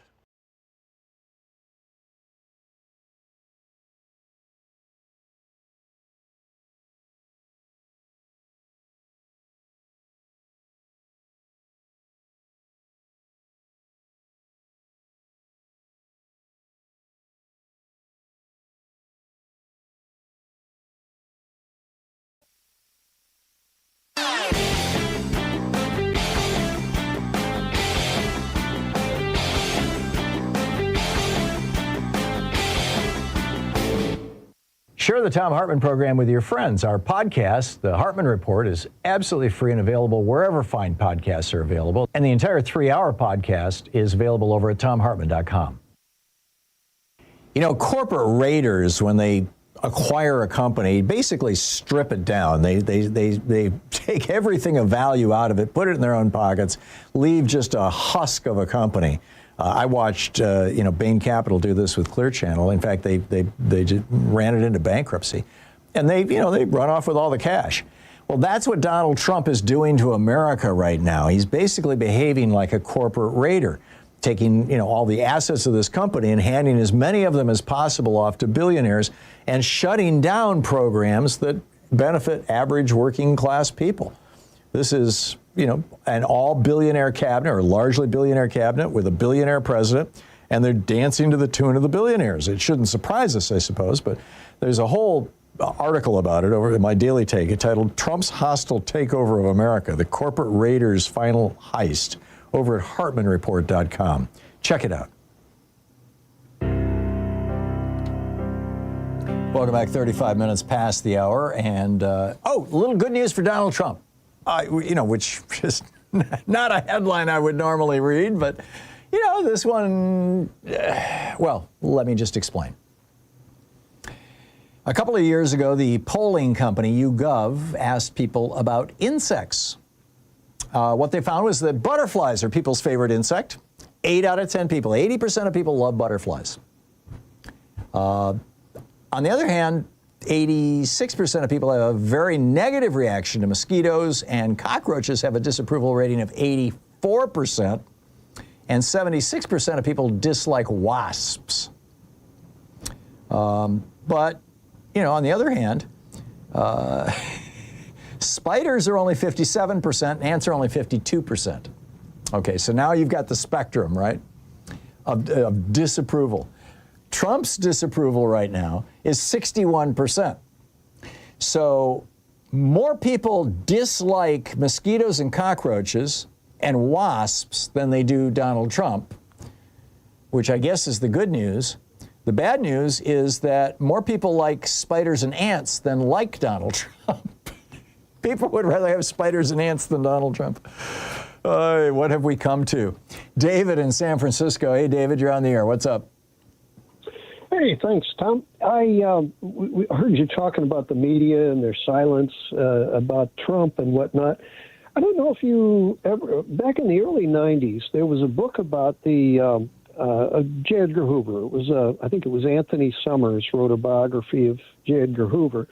And in it, he describes that organized crime had been buying into Wall Street at the rate of 2.5% per year. And this was way back, and I'm not sure if it was as early as the 30s, but it was certainly into the 40s. And so Wall Street was being rapidly bought up by organized crime, and that the boards of directors of organized crime, boards of directors of Wall Street corporations were becoming organized crime, and that they no longer had, the customer is always right. It was the organized crime is always right. So when you start looking at the business pages, let's see, one of the first buys that Rupert Murdoch did was the Wall Street Journal. In fact, he did that just before 9/11. Mm-hmm. And the idea that the business pages have been dancing to what organized crime demands, and that they no longer, as I said, the customer is no longer right. It's the needs of organized crime and their short-term gains, for party or whatever luxuries they go for. So then you start looking at organized crime and extortion. Since the Epstein thing is very much an extortion game, and that they're extorting corporations, it's interesting because it's sort of like a snake eating its own tail. Are these blackmailings of businesses, that you get a corporate CEO involved with Epstein, and then they have to dance to the tune of whatever Epstein demands? It's that the economy is no longer a valid economy. It's always the needs of organized crime, and that the firing of honest reporters is a big part of it. So, I was just going to lay out that equation. That's it's brilliant, David. It's a remarkable broad brush. When Lamar Waldron, this is back in the 1980s, I owned an advertising agency, it was the 1990s, early 90s. I owned an advertising agency in Atlanta. Louise and I started it. And one of the people that I had hired to run our seminar division was a guy named Lamar Waldron. And Lamar was all over the JFK assassination. And Lamar and I spent 17 years digging into the JFK assassination and wrote 2 books about it, Legacy of Secrecy and Ultimate Sacrifice. And we got to know Anthony Summers, the guy you just mentioned. In fact, Louise and I visited with our kids, stayed at his home in Ireland with his wife, Robin. And he wrote the book, The Man in the Red Dress, that you're talking about, the book about J. Edgar Hoover. He also wrote a book about the Kennedy assassination, which is an excellent book. And so I've had a lot of conversations with a lot of fairly high-level people about this stuff. And yeah, J. Edgar Hoover was completely owned by the mob, just like Donald Trump right now is completely owned by Putin. by the Russian mob, essentially. And it makes perfect sense that it would move, that it would go beyond just Trump, that it would extend into the whole business thing. And clearly Epstein was all about that. And now as we're getting these reports that, for example, the security, I just read this yesterday, and I can't confirm this, but what I read yesterday was that Epstein's security system in his New York mansion, the one that's right next door to Howard Lutnick, our Secretary of Commerce's house, was provided by Russian security, by the KGB. Excuse me, by Israeli security, by the IDF. And, so Epstein was in tight with the Russians. He was in tight with the Israelis, particularly Ehud Barak, who was the prime minister. And so I think this whole thing is an international neo-fascist criminal conspiracy that has reached into the business community over the years and certainly has now. And to the point of my op-ed today at Hartmann Report, now you've got American oligarchs like Jeff Bezos and the whole bunch of them, right? It's who are dancing to the tune, who are buying media properties so that they can use those media properties. Mark Zuckerberg already owns one, Facebook. Elon Musk bought X. They're using these things in order to get rich, really rich, not in the media business, but in rocket ships and data and Amazon Web Services and all these other things, as ways of making sure that their business things are, which looks to me like an extortion racket too. And in the process, of course, it's destroying our media. So, David, I think you're onto something. In outer space, the cost overruns are infinite. And I've got to do a correction. You were talking about the Anthony Summers book. I think the one I'm talking about is called Official and Confidential. Yes. Life of Gabe Root. Yeah, you're right. That was Anthony Summers, too. Yep. And that whole, and in fact, when you're talking about whether Putin can bribe Trump to give up Ukraine, I would think of hyperinflation. What's $1 trillion when you can make the U.S. dollar lose 10% in a year? Which Trump has already done, 9%. Yeah. Right. Yeah, and when you start looking at devaluing the U.S. dollar, for the listeners that aren't familiar with hyperinflation, in between World War I and World War II, Germany had hyperinflation where you had to have wheelbarrows full of money to buy a loaf of bread. Yep. And when you think about the printing costs of a bill, and that the bills aren't even worth, you can't even imagine the printing costs of a bill. Well, that's why we had to get rid of the penny. Our currency had been devalued to the point where a penny was worth more than or less than the copper rate. Minerals in it. Yeah. Right. Yeah. Yeah, so they're talking, they're BSing themselves when they say, "Oh, I'll give you $1 trillion to give out to give over this country." Well, the $1 trillion is going to be a wheelbarrow full of empty money. Yeah. So I'm looking at it that way too. Yeah, I think that's a good analysis, David. Brilliant. Thank you very much. 44 minutes past the hour. I'll be back with more of your calls in just a minute. It's the Thom Hartmann program, the place where we dare to ask: is Walmart a person? And we dare to say, what? Give me an effing break. Are you kidding? The right-wingers in the Supreme Court got that one wrong, too. We'll be right back. You're listening to Thom Hartmann. Visit thomhartmann.com for audio and video archives. We'll be right back with your calls.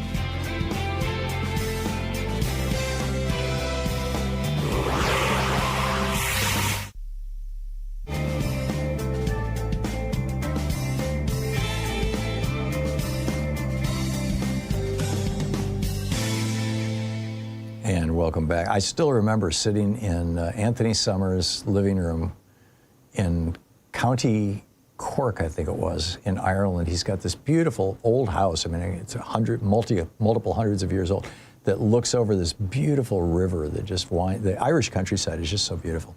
Anyway, that was a long time ago. That was 30 years ago. Eileen in Haddonfield, New Jersey. Hey, Eileen, what's on your mind today? Oh, I'm taking it back to the Bondi. Mm-hmm. Thanks for taking my call. I have so many questions for you, but I'm going to try to channel. My question is, when Bondi was before all of our lovely representatives, and she brought out her little binder why they don't play hardball. I don't understand. When she talks over them, why don't they pull up her commercial from 2014, was it, when she said she would fight for victims' rights while she was... Oh, yeah. She campaigned on that for Attorney General, that she had successfully prosecuted all these child molesters, essentially. Right, right. Why don't they pull that stuff up? We want you to watch this. What happened to this Pam Bondi? What happened to your promise to the American people? That's the kind of hardball that Republicans would play that Democrats need to learn how to play. I agree with you, Eileen. Absolutely. Also, why don't they bring up her brother and his law firm and all the breaks that have gone his way recently since she's been the DOJ? Yeah. And everything that's been dismissed. Yeah, there's been some clear nepotism. They wrote a strongly worded letter, and she was supposed to comply by January 2nd. Has she complied? No. I don't understand why they are not more angry. Yeah, why they're not fired up. I agree, Eileen. This is my problem with Democratic leadership. They have no bloodlust. They're well. Let's have let's write a strongly worded letter. Let's have a meeting. Let's discuss this. We can't get too out there. No, we want you to get out there. That's the bottom line. Eileen, thank you. You said it so well. TJ in Grand Forks, North Dakota. Hey, TJ, what's on your mind today? Hey, happy Thankful Thursday. Indeed. What's up? Well, it's a serious time, and I'm really disappointed looking into this Epstein thing and finding out that perhaps our Department of Justice, DOJ, has redacted the evidence. Yeah, not just redacted. They've actually eliminated some of it. The 3 interviews with this 14-year-old who claimed that Trump beat her up after she bit him on the you know what. 3 interviews by the FBI of this young woman. None of them appeared in these documents. Not just not redacted. They're gone. That's, to me, tampering with evidence. That's breaking the law, and somebody should be looking into this. This is, to me, sacred. Well, I don't think Pam Bondi's going to investigate herself. I really don't. No, but we the people need to get into action. And I'm going to close with this. I call my public servants, they don't want to be called that, but I call my senators and representatives at least once a week. And I have I probably have maybe only 1 or 2 quote-unquote requests. And I give my request, right? Good. And then I hear the aides say, okay, we'll pass your message on. Yeah, no, which is what they'll do. TJ, thanks for the call. We'll be back. It's 48 minutes past the hour. Back with you in 60 seconds.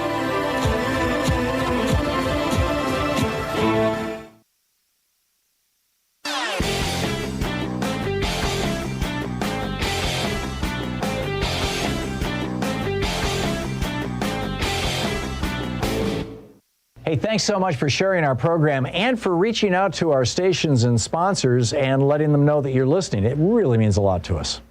So have you noticed that the Republicans are pretty much not talking about a constitutional convention anymore? They used to be gung-ho to rewrite the Constitution. They wanted to put corporate personhood in there. They wanted to change it so that women can't vote. They wanted to do away with the election of senators, repeal the 17th Amendment, take us back to them being appointed by the states. They had all these they wanted to outlaw labor unions, all these weird ideas, but they've stopped talking about it. I mean, they're still moving forward on it, but it's not. Project 2025, for example, their ultimate talking document, does not have one single mention in it about a constitutional convention. Why would that be? Well, it's because the Supreme Court is doing their work for them. I mean, they have overturned Article 2. They've overturned the First, Fourth, Ninth, and 14th Amendments. They've overturned Article 1, Section 7. All the details of this whole thing are over at HartmannReport.com. You got to check it out.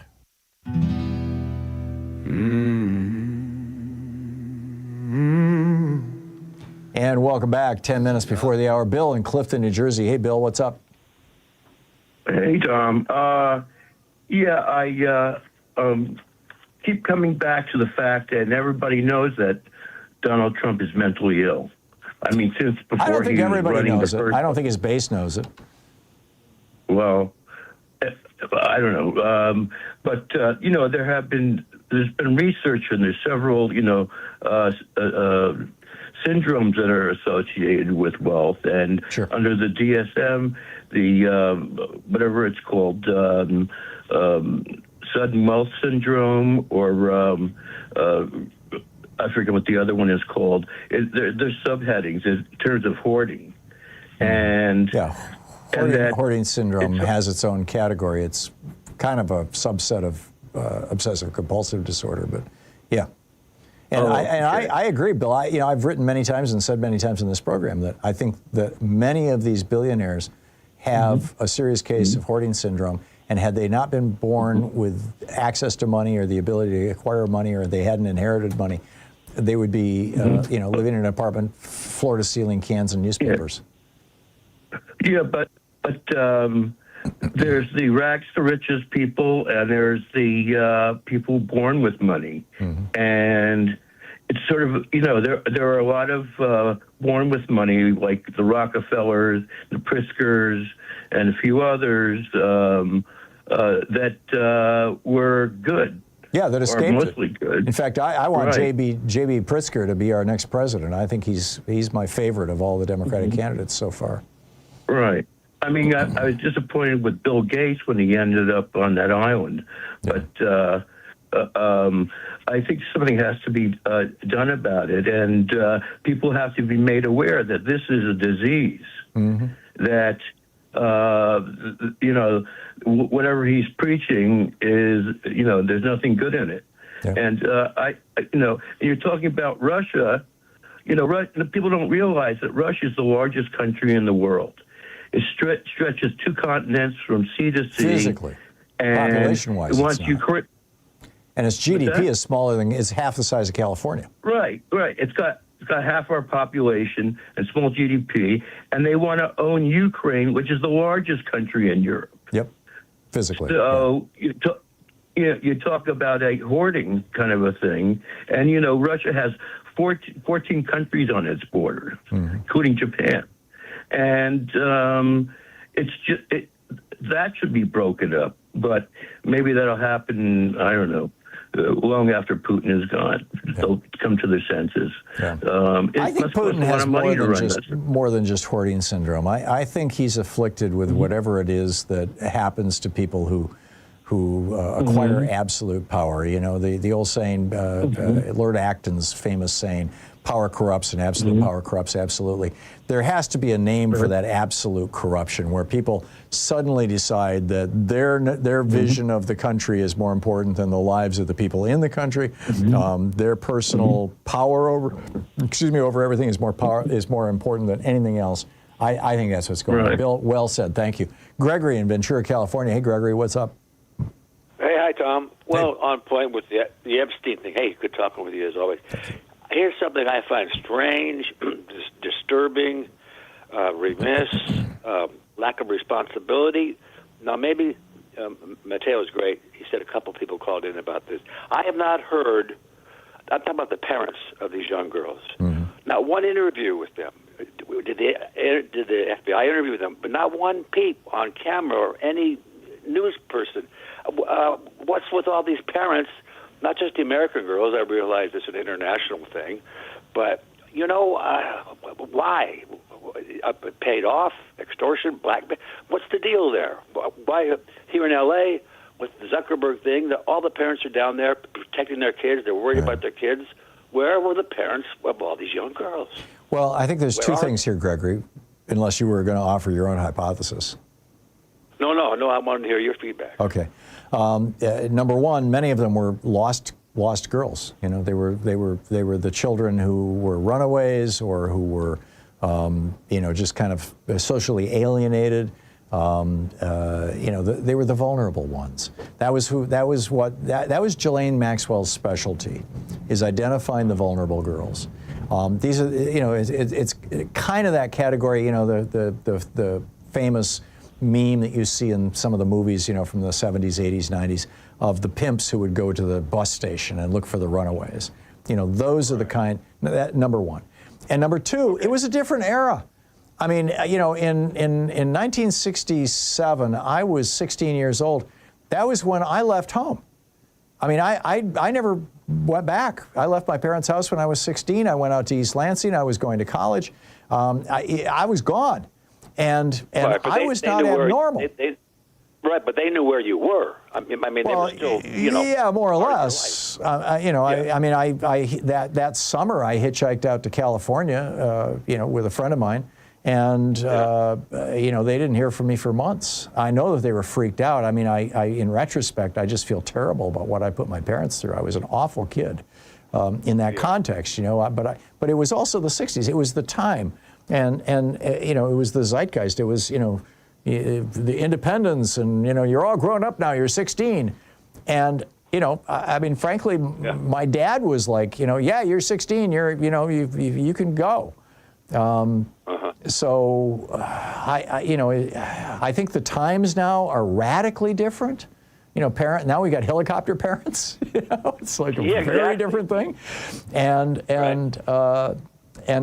I think that you know, they were also looking for the most vulnerable, for the people, for the girls who would be victims, and that again, because they were pulling from that class, which is kind of the underbelly of the middle class. That's why so many of these women are afraid to come forward, because they don't have the resources. They are still in the middle class, and or below. And they don't have the resources to be able to defend themselves if they go public and suddenly, you know, Trump's people are all over X threatening their lives or showing up at their houses. So, Gregory, I got to run, but thanks for the call. We'll be right back. You're listening to Thom Hartmann.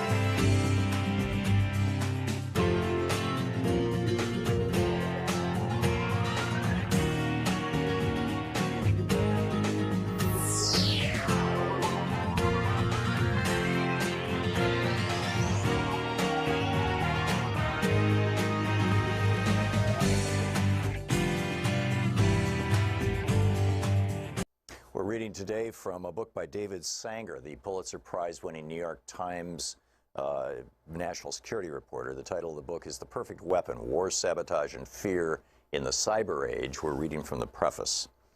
A year into Donald J. Trump's presidency, his defense secretary, Jim Mattis, sent the new commander-in-chief a startling recommendation.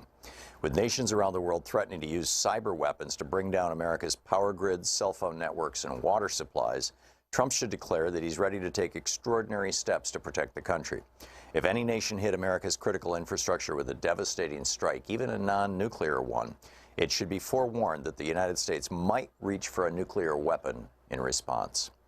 Like most things in Washington, the recommendation leaked immediately. Excuse me. Many declared it a crazy idea and wild overkill. While nations had turned their cyber weapons against each other dozens of times in recent years, no attack had yet proven to cost a human life, at least directly.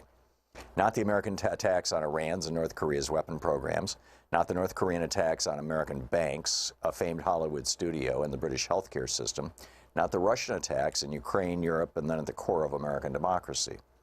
That streak of luck was certain to end soon, but why should Donald Trump or any of his successors take the huge risk of escalating a cyber war by going nuclear?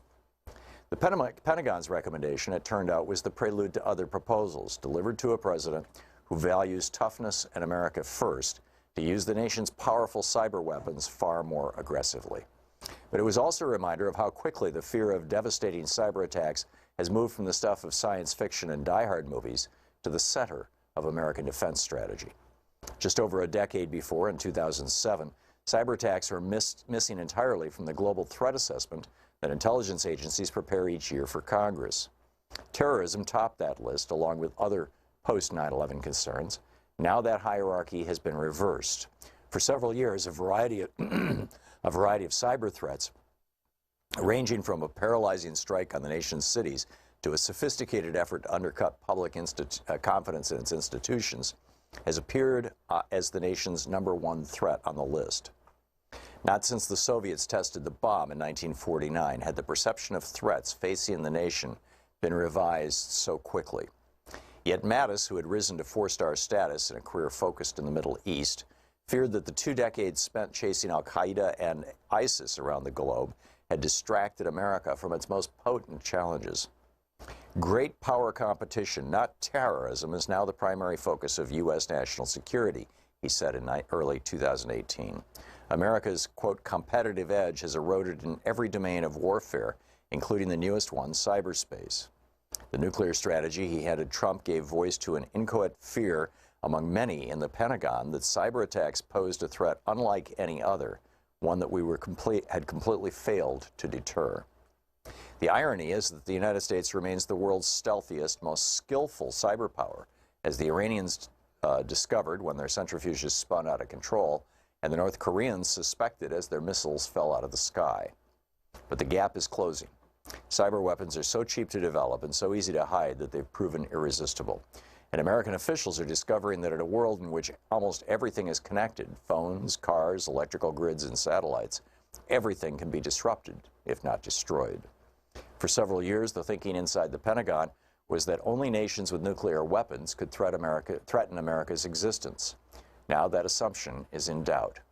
In almost every classified Pentagon scenario for how a future confrontation with Russia and China, or even Iran and North Korea might play out, the adversary's first strike against the United States would include a cyber barrage aimed at civilians. It would fry power grids, stop trains, silence cell phones, and overwhelm the internet. In the worst-case scenarios, food and water would begin to run out, hospitals would turn people away. Separated from their electronics and thus their connections, Americans would panic and turn against one another. The Pentagon is now planning for this scenario because it knows many of its own war plans open with similarly paralyzing cyber attacks against our adversaries, reflecting new strategies to try to win wars before a shot is fired. Glimpses of what this would look like have leaked out in recent years, thanks partly to Edward J. Snowden, partly because of a mysterious group called the Shadow Brokers, suspected of close links to Russian intelligence, to obtain terabytes of data containing many of the tools that the National Security Agency used to breach foreign computer networks. It didn't take long for some of those stolen cyber weapons to be shot back at America and its allies in attacks whose bizarre-sounding names, like WannaCry, suddenly appeared in the headlines every week. Yet the secrecy surrounding these programs obscures most public debate about the wisdom of using them or the risks inherent in losing control of them. The government's silence about America's new arsenal and its implications poses a sharp contrast to the first decades of the nuclear era.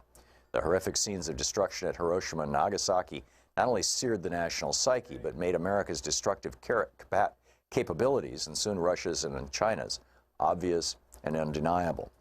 Yet even while the government kept the details classified, how to build atomic weapons, where they are stored, and who has the authority to order their launch, America engaged in a decades-long political debate about when to threaten to use the bomb and whether to ban it. The book, The Perfect Weapon by David E. Sanger.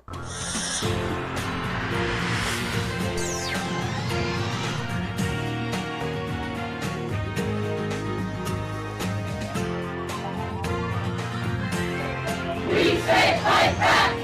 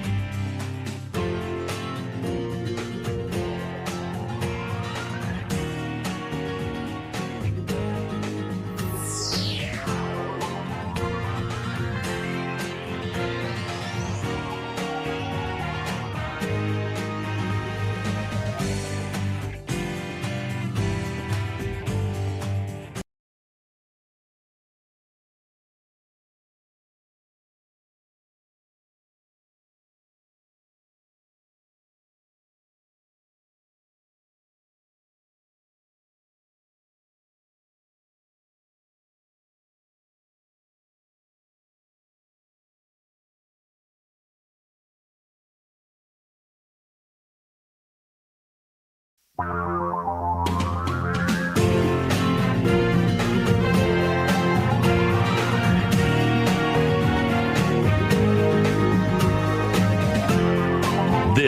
is the Thom Hartmann Program. Hey, welcome to the third hour of our program. This is a story that cuts right to the heart of the whole thing of what Trump promised and what his policies actually deliver. Stacey Bradley is a woman who lives in Surprise, Arizona. She owns a gym. Children as young as 3 years old train at her gym. She supports law and order. She's a Trump voter. And it's a cheerleading gym, actually. It's a gym where they teach little girls how to do cheerleading. And there's a big warehouse right next door. And that warehouse, the federal government just announced, is going to be purchased by ICE and turned into a detention center that can hold 1,500 people in chains and shackles and, you know, behind bars and all that kind of stuff. And suddenly Stacey Bradley is worried about, you know, the quality of life. She doesn't want her 5-year-olds to be seeing people, you know, dragged out of buses in shackles and to the facility next door. I mean, this is a, we used to call this NIMBY, you know, not in my backyard. But it's a real thing. I mean, this is the point where policy that people support, like Sarah Bradley supported, or Stacey Bradley has supported, you know, yes, you know, lock up the bad guys and let's get those people out of this country who shouldn't be here, who have no permission to be here, which, by the way, is a sentiment that I think most Americans agree with, meets people where they really live. And, you know, this is just a tough one. You know, Sarah, she's very concerned about this, and this is playing out in communities all over the country. You've got local officials and residents in at least a dozen areas who have pushed back against this administration's plan to buy these warehouses all over the country, more and more.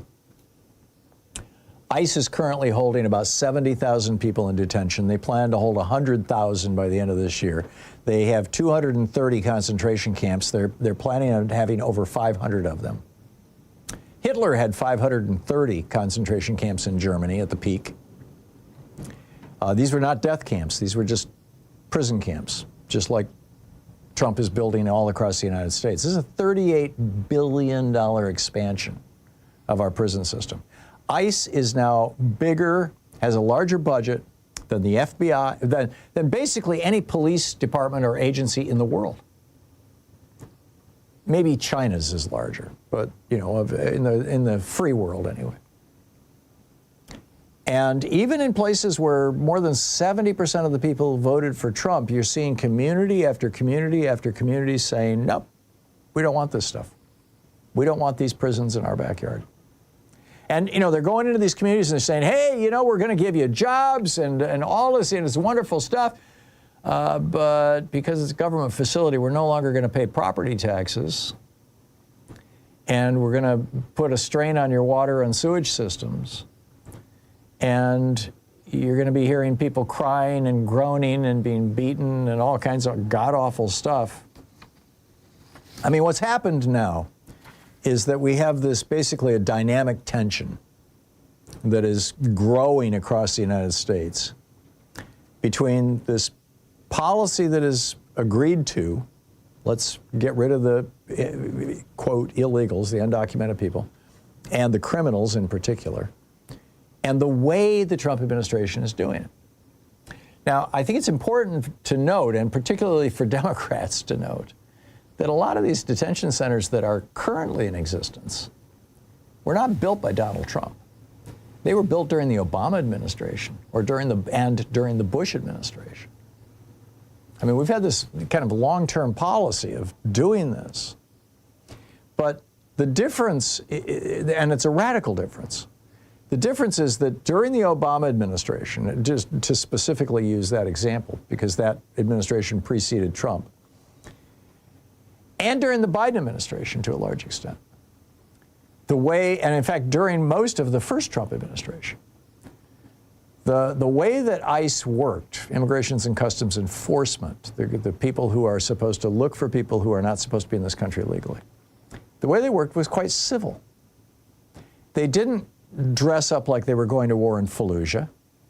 They dressed like FBI agents do. They wore a suit, or they wore slacks and a white shirt and a blue blazer, or excuse me, a windbreaker that has the words ICE on it. They had ID. They were polite. They would visit immigrants and say, as I've told you many times, you know, I have I've been saying a friend, she's actually a relative, you know, who married a undocumented person, and one day ICE showed up at their door and said, you know, you've got, I forget the period of time, I think it was 6 weeks, you've got a certain amount of time to get out of the country, or we will put you in one of these detention facilities. And they were very polite about it. I mean, it was just a, you know, I'm going to sneeze here. It was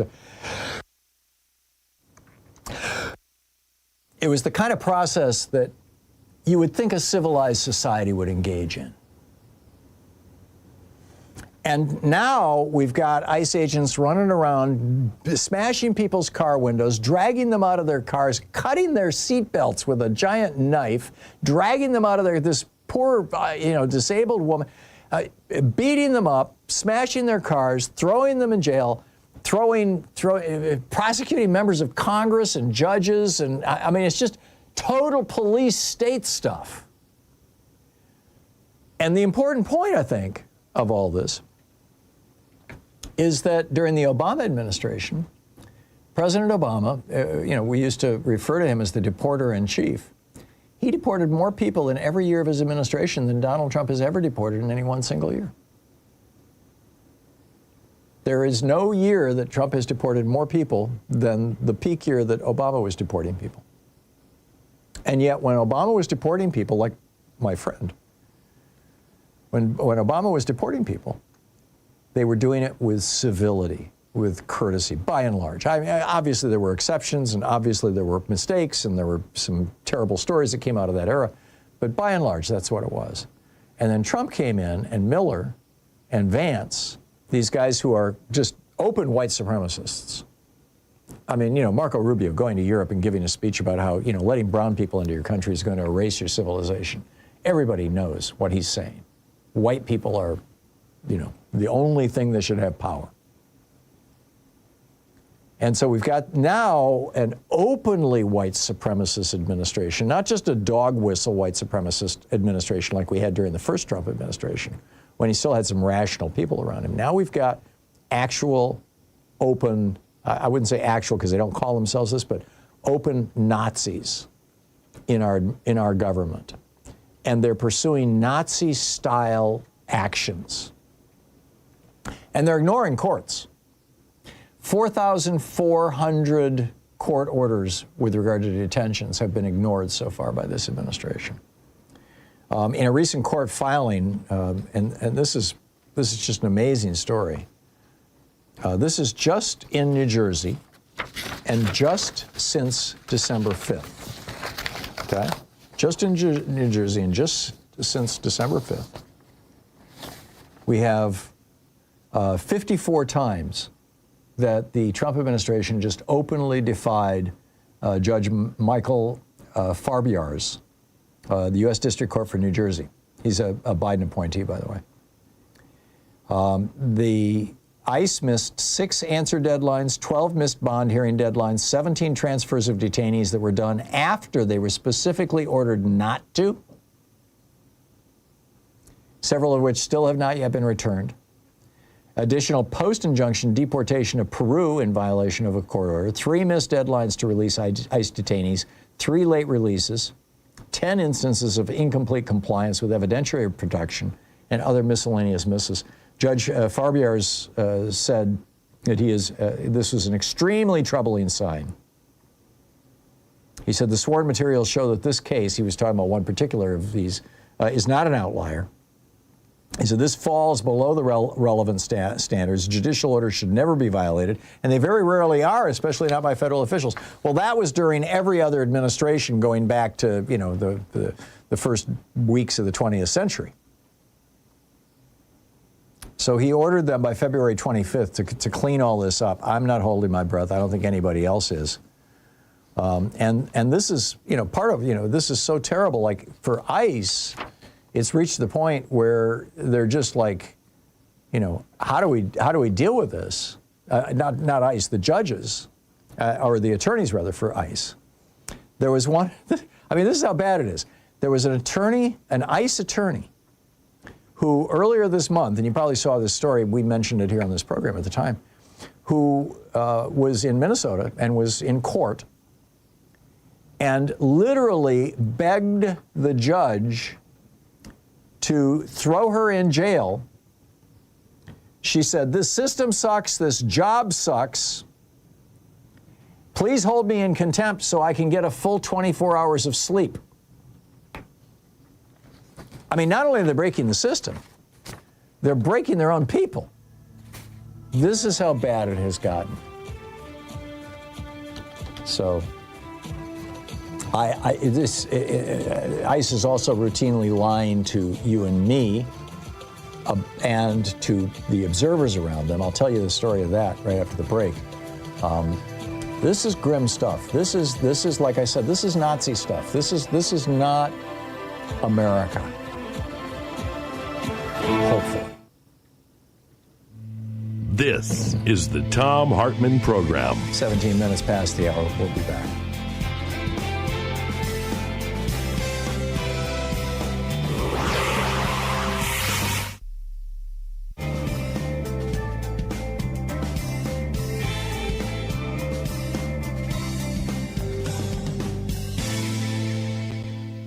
And welcome back, Becca in San Francisco. Hey, Becca, what's up? Hi, Tom. Wow, there's a lot that you said there. The news is just, oh my gosh. It's kind of a mind-boggling time, isn't it, Becca? I mean, it's just like, I never even imagined. That's one way to put it. Yeah. Yeah. Okay. So, well, thank you. So what I wanted to talk about, originally what I wanted to talk about is that, and I heard you just before talking about the detention centers. And what I'm wondering is, you know, like you talked about there, in terms of the number of people being deported, as far as I know, we're not currently still looking for massive amounts of people to deport. At least that's what I'm hearing was reported, or my understanding of it. We've got all these detention centers, and they're still building more. And they're spending, like you had talked about previously, they're spending these exorbitant amount of dollars to build these structures, these permanent structures. And I heard someone else talking about how, not on this program, but I heard someone else talking about how, you know, this is really a wake-up moment because if we're still building detention centers and we're not in a place where we have a lot of people to put in them, who's going into them? And then we have to take into consideration remigration, right, where there was the three parts of it, which are to get rid of black and brown people, get rid of undocumented immigrants, get rid of black and brown people that are here, the other black and brown people that are here, and then get rid of white people who disagree with the system. Yeah. So yeah, we will be the last, Becca, but we are on their list. Yes, and so what I'm thinking ultimately is, at what point are we going to get angry enough to stand up and do something? Because we all, yes, these are large structures, these are large systems, but government is made up of people, and we are, in fact, people. So I know someone who knows someone who knows someone. I can put pressure on someone who can put pressure on someone who can put pressure on someone. This is, as far as I can tell, we are at the most powerful moment. We're in our most powerful phase in this, I don't even know what to call what's going on, but we're in our most powerful moment in what's happening. Yeah. Exactly. We're not going to become more powerful by waiting for it to evaporate. I agree. And as we can already tell, it's going to get worse. So at this point, I think what we need to do is remind ourselves that this is not and I hate to quibble with you, but I don't think it's Germany. It's because Germany got their ideas by studying the American South. So this isn't. This is the Confederacy. This is not. This is the Confederacy, exactly. Yeah. This is America. Yeah. But the thing is, we know what to do about it because we've been here before. I agree. If I could just jump in real quick, because we're going to hit a break here in a couple of seconds. Sorry. No, it's fine. Is that where they overstepped in Minneapolis with this huge surge was they went after white people. They murdered 2 white people.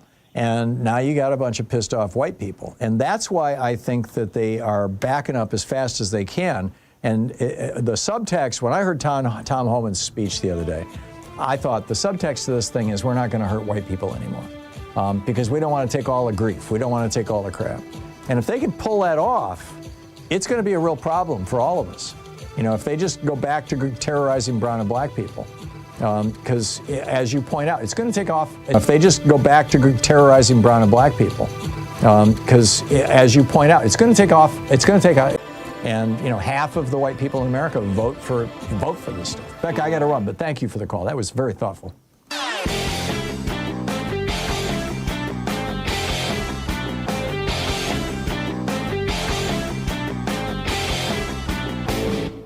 Change starts with you. You can be calling your Democratic or Republican representatives to let them know what you think by calling 202-224-3121. It's the Capitol switchboard. It'll get you right through to them.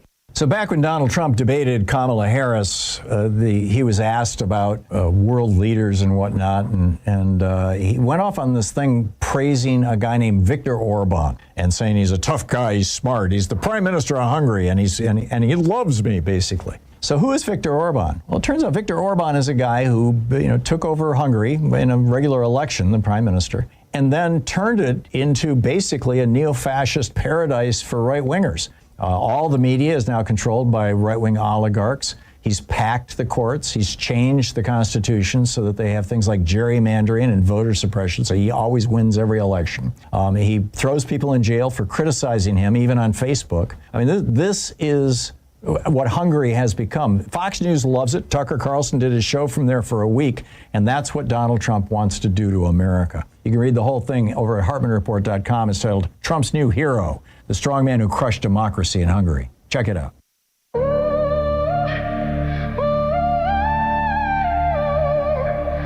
Welcome back, 23 minutes past the hour. Last story here, and I'll pick up your calls. Trump's ICE routinely lies that observers are breaking federal law. This is from Raw Story, Daniel Hampton. Federal immigration officers are routinely lying to people, watching and tracking them, alleging that they're violating federal law. So here's what's going on. They've trained I think 40,000 people now in how to observe ICE and what you can do within the constraints of the First Amendment. The First Amendment says, basically that, we have freedom of speech. We have freedom of action. We have the freedom to protest, to publicly assemble and petition our government for redress of grievance, to protest. These are rights that the Constitution explicitly defines that fall into the category of what Jefferson said, rights given us by nature's God. And yet, over and over and over again, we see ICE agents saying, no, you don't have that right. You may not follow me. You may not observe me. You may not take my picture. You may not, honk your horn when I'm, and I mean, for example, and this is from this story, over a Raw Story by Daniel Hampton, quote, a Minneapolis area woman named Jess learned this the hard way when agents smashed her car windows with a baton and detained her for 8 hours for legally tracking ICE activity. And then this is what she told, this was on National Public Radio yesterday, this is what she told NPR. She said, we followed at a distance, we never got in front of them, we never honked our horns, we never made any sort of noise, we were just keeping an eye on them. And here's what happened. When the vehicle she was following suddenly turned around, they jumped out, they had their guns drawn, pointing at her, and then one of the officers shattered her window and dragged her from her car, put her in handcuffs, and dragged her off to a detention center. And now she's waiting to find out if she's going to be charged with a federal crime. And she's been traumatized. I mean, this is the kind of stuff that stays with you for life. And dozens of people told NPR that the same thing has happened to them, or very similar things. And this is, like I said, this is not America. This is Nazi stuff. This is the stuff that you expect in Russia. This is, in Russia when Putin was arresting the protesters back 4 or 5 years ago, and then protesters would, instead of coming out with signs, anti-Putin signs or pro-Navalny signs, they would simply come out and hold a blank piece of paper. And they started arresting these babushkas, these old women, holding these these grandmothers holding the blank piece of paper and throwing them in the gulags. That's this kind of stuff. Now, the ACLU is suing, and courts across the country have thrown out a bunch of these. But it's mind-boggling that a federal administration, that the government of the United States right now is engaging in Nazi tactics against its own citizens.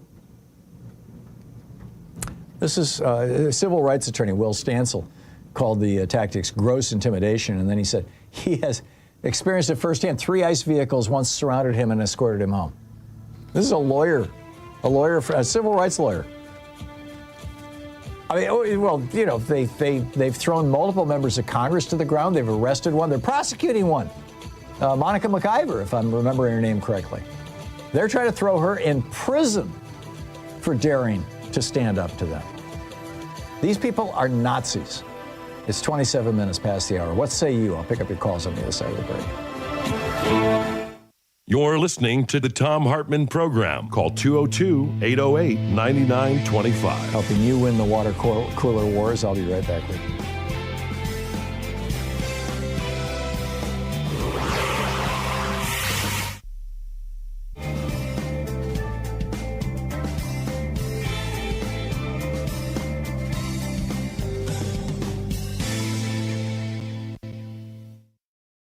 Our book today in the Thom Hartmann Book Club is Stokely, A Life by Peniel E. Joseph. This is from the preface. Stokely Carmichael is a troubling icon of America's civil rights years. His Black Power call became a national Rorschach test. Whereas many blacks viewed it as righteous, many whites saw violent foreboding. Newspapers brooded over Carmichael's words, quickly forming a consensus that judged the slogan to be at best intemperate and at worst a blatant call for anti-white violence and reverse racism. In 1966, Black Power reverberated around the world, galvanizing blacks, outraging whites, and inspiring a cross-section of ethnic and racial minorities. In 1969, Carmichael left the United States for Conakry, Guinea, where he reinvented himself as a roving Pan-Africanist organizer and professional revolutionary. For the next 30 years, he remained an energetic dissident, a throwback to the heady years of the 1960s. Carmichael turned the quest for black political power into his life's work. His faith in a style of politics many considered anachronistic came out of the same tenacity and stubbornness that once made him one of the most effective and controversial activists of his generation. These same qualities, however, limited Carmichael's efforts as a Pan-Africanist political mobilizer. Before leaving America, Stokely resigned as Black Power's glamorous enfant terrible.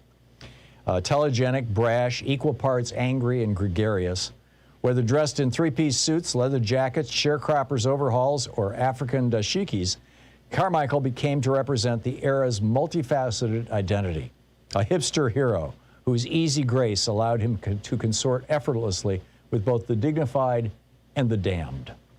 The name Stokely Carmichael first came into my consciousness when I was a young boy coming of age in New York City. As the proud son of a Haitian mother who belonged to local 1199 Hospital Workers Union, part of SEIU, I grew up hearing stories of how civil rights activists, Black Power revolutionaries, Pan-Africanist freedom fighters, and trade unionists helped to shape a new world in America and beyond. By the time I was in elementary school, I was on my first picket line, accompanying my mother in support of an 1199 strike. Both Malcolm X and Martin Luther King supported 1199 during the 1960s. Stokely Carmichael's political importance came into sharper focus when I was in junior high after the premiere of the landmark PBS documentary series Eyes on the Prize, which featured the 24-year-old Carmichael's fiery Black Power speech and rightly characterized Stokely as his generation's heir to Malcolm X. Over the course of a decade of research on Carmichael, I would come to understand him as that and much more. Carmichael's youth, casual dress, and charisma made him an easily identifiable hero, one whose quick smile and passionate speeches left an indelible impression. An adopted son of the South by way of Trinidad, the Bronx, and Harlem, Stokely adapted to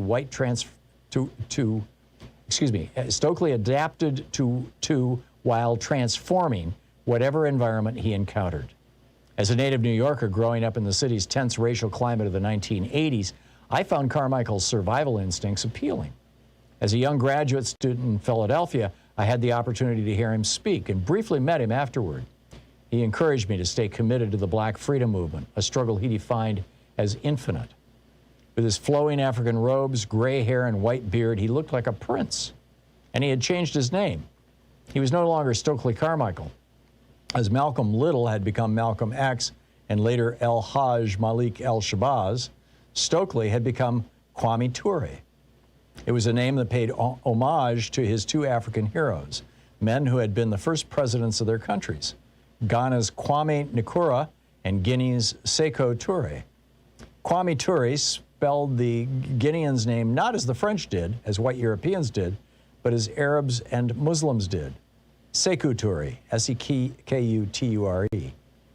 As a college student, Carmichael helped transform America by organizing sit-ins, demonstrations, and voter registrations during the Civil Rights Movement's heroic years, a period that roughly encompasses the decade between the 1954 Brown v. Board Supreme Court decision, desegregation decision, and the 1965 Voting Rights Act, and has become enshrined in public memory through national holidays, films, commemorations, and monuments. Carmichael's deep sense of justice contributed to his evolution into Kwame Ture, the Pan-Africanist revolutionary and anti-capitalist organizer who moved to West Africa and remained tenacious in the face of searing political setbacks. Carmichael ultimately judged America incapable of creating the free and just world he had struggled for as a young man.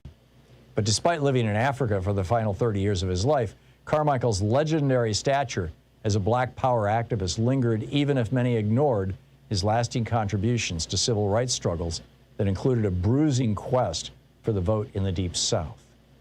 Although today largely forgotten, Stokely Carmichael remains one of the protean figures of the 20th century, a revolutionary who passionately believed in self-defense and armed rebellion, even as he revered nonviolence. The book Stokely, A Life, by Peniel L. Joseph.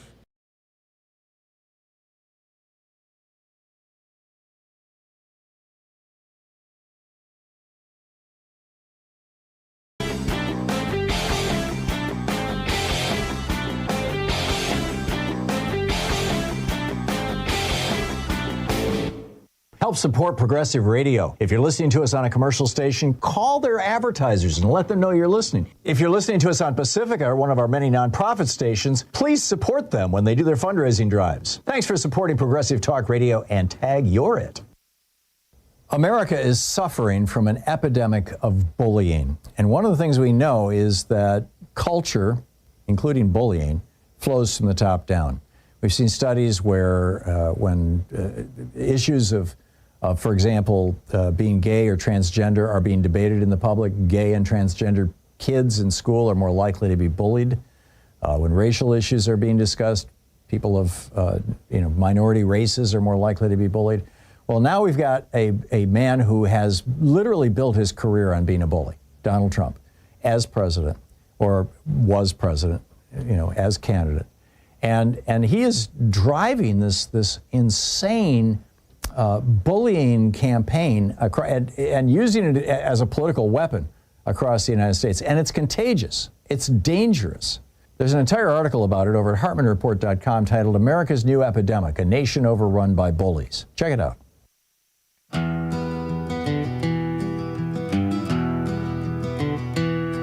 Welcome back, 35 minutes past the hour. Picking up your calls here. Mike in Madison, Wisconsin. Hey, Mike, what's on your mind today? Well, I just want to say, Tom, the SAFE Act being pushed by Republicans is unconstitutional. The 24th Amendment states it is illegal to charge fees to vote. Yeah, poll taxes, it's called. Yeah, it applies to presidential, Senate, and House races. Right, all federal elections. Ratified on January 23rd of 1964. This amendment was a victory for the civil rights movement, as poll taxes were primarily used in southern states to suppress low-income and black voters. Yep. Supreme Court ruled in 1966, Harper versus Virginia State Board of Elections, that poll taxes in state elections unconstitutional. A passport would cost $130 or more. A birth certificate would cost $10 to $35, depending on what state you live in. This GOP bill would suppress disabled people, low-income people, people with no transportation, married people, mostly women, senior citizens, and minorities from voting. There are 69 million women in this country that are married. So this is all just Trump's corruption to win the election. Yeah. No, I completely agree. That's my rant. Yeah, well, it was an excellent one, Mike. You're singing my song. I've been saying this for months now. The Republicans know that they're going to lose this fall. They know it. And they know that it's getting harder and harder for them to win elections in the United States since they embrace basically nothing but billionaires, big corporations, and apparently pedophiles. And so if they can't win, they're going to cheat. Right. Who can afford a passport, $130 or more, or a birth certificate? You would have to find the county that you were born in. You could be 10 states away. Well, and in some cases, I mean, you can't even find the records, or people who were born at home or whatever, which is not uncommon in the South, particularly among low-income people. And this is voter suppression, pure and simple. Well said, Mike. Thank you, Joe in San Antonio, Texas. Hey, Joe, what's up? Hey, Tom. Good to hear you. Hey, I'm here in South Texas. It's red, man. Just red, sickening red. Mm-hmm. And my congressman is a guy named Tony Gonzalez in the 23rd District. Mm-hmm. He had an aide, a female, who died September 14th last year. I remember reading the story. Mm-hmm. Wasn't much made out of it. I'm always looking for something to, what can I use against the red guys? But he's my congressman. I call him up. I vent. And yesterday, the San Antonio News paper, or the local guys, they ran the story that the lady committed suicide because of his unwanted sexual advances. Right. She was educated. She got the position, and she even told her husband, the communications from him, he got me for this role, but they never address it. Yeah. So he was coming on to her. No, and he's lying about it. Now, I did a rant about this on video that is published over at rawamerica.com. I did this yesterday. And do you know how she committed suicide then? Right? Yeah. So she immolated herself, right? Yeah. That's the front page story. I didn't hate the guy. Now I kind of hate him. Yeah. But lately, I guess he's feeling the heat. And believe me, the other two guys ain't worth the what either. Well, and they're all Republicans. And now he's coming out with the visuals of half a page ad in my local paper, half a page, standing with Trump. I was sickened. Oh, is he? Oh, you're in San Antonio. Is he your congressman? No, I'm south. I'm a little south. Oh, okay. Yeah, I would think it would have to be, as a Republican, he couldn't be San Antonio, but he must be one of the suburbs or something, or in nearby. Yeah, he carries it well, too. Yeah. As we say around here, I'm a little south of Yonagas. Yeah, that's a joke to me. I get it. And anyway, he's been found out, and he's right in line with the Republicans. These guys, line for the. Oh, he's a big Trump humper. They're crooked as a barrel full of snakes. And like I told my mom a long time ago, when Cisneros got in trouble, you don't elect a saint. Yeah. We don't. Yeah. I go in with clear eyes. Men are men. Yeah. But when you do this, and she lost her life, and the man's a father of 6, he needs to own up to this and do the right thing. you know? Yeah, he and should apologize resign to at the them. very least. He's refusing to apologize. He's refusing to resign. He's refusing to even acknowledge. In fact, he's lying about it. He's denying the whole thing. And the evidence is right there, as the San Antonio newspaper laid out. Joe, I got to move along, but thank you. That was a great rant. And if you want to see my rant on this subject, just go over to rawamerica.com. Thank you, Joe. Steve in Oak Lawn, Illinois. Hey, Steve, what's on your mind today? Hi, Tom. First of all, we are experiencing a Holocaust. I would be reluctant to use that word, Steve, because we're reluctant to say Nazi, right? Yeah, murdering millions and millions of people is a little different. But, you know, the Nazis were Nazis for, you know, a decade before they started mass extermination. Well, who knows? Yeah. No. Also, well, here's my main point is to be positive about life. I think that we should come up with a mantra for the Democratic Party, and here it is. Dare to care, share, and be fair. I love it. Now, each word, think about it. Dare. You have to have courage. Yeah. And care. Well, you know, who cares about other people? The Republicans? I don't think so. No, well, they do if you're a billionaire or if you're a big corporation or if you're a pedophile. They are very concerned all about people. Yeah, I'm talking all people. I get it, Steve. I get it. But, you know, the Republican Party has, since the 1920s, the Republican Party has only been in favor of a very small slice of the American electorate.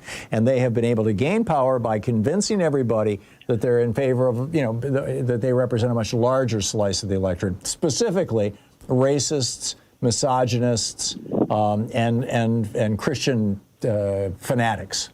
And, you know, so they throw a bone to those people and say, you know, we'll do what you want, but just keep us in power, because our real job is to give billionaires tax cuts. They have given $38 trillion worth of tax cuts to billionaires, and that's why our national debt right now is $38 trillion. I mean, it's just, it's right there for anybody to see.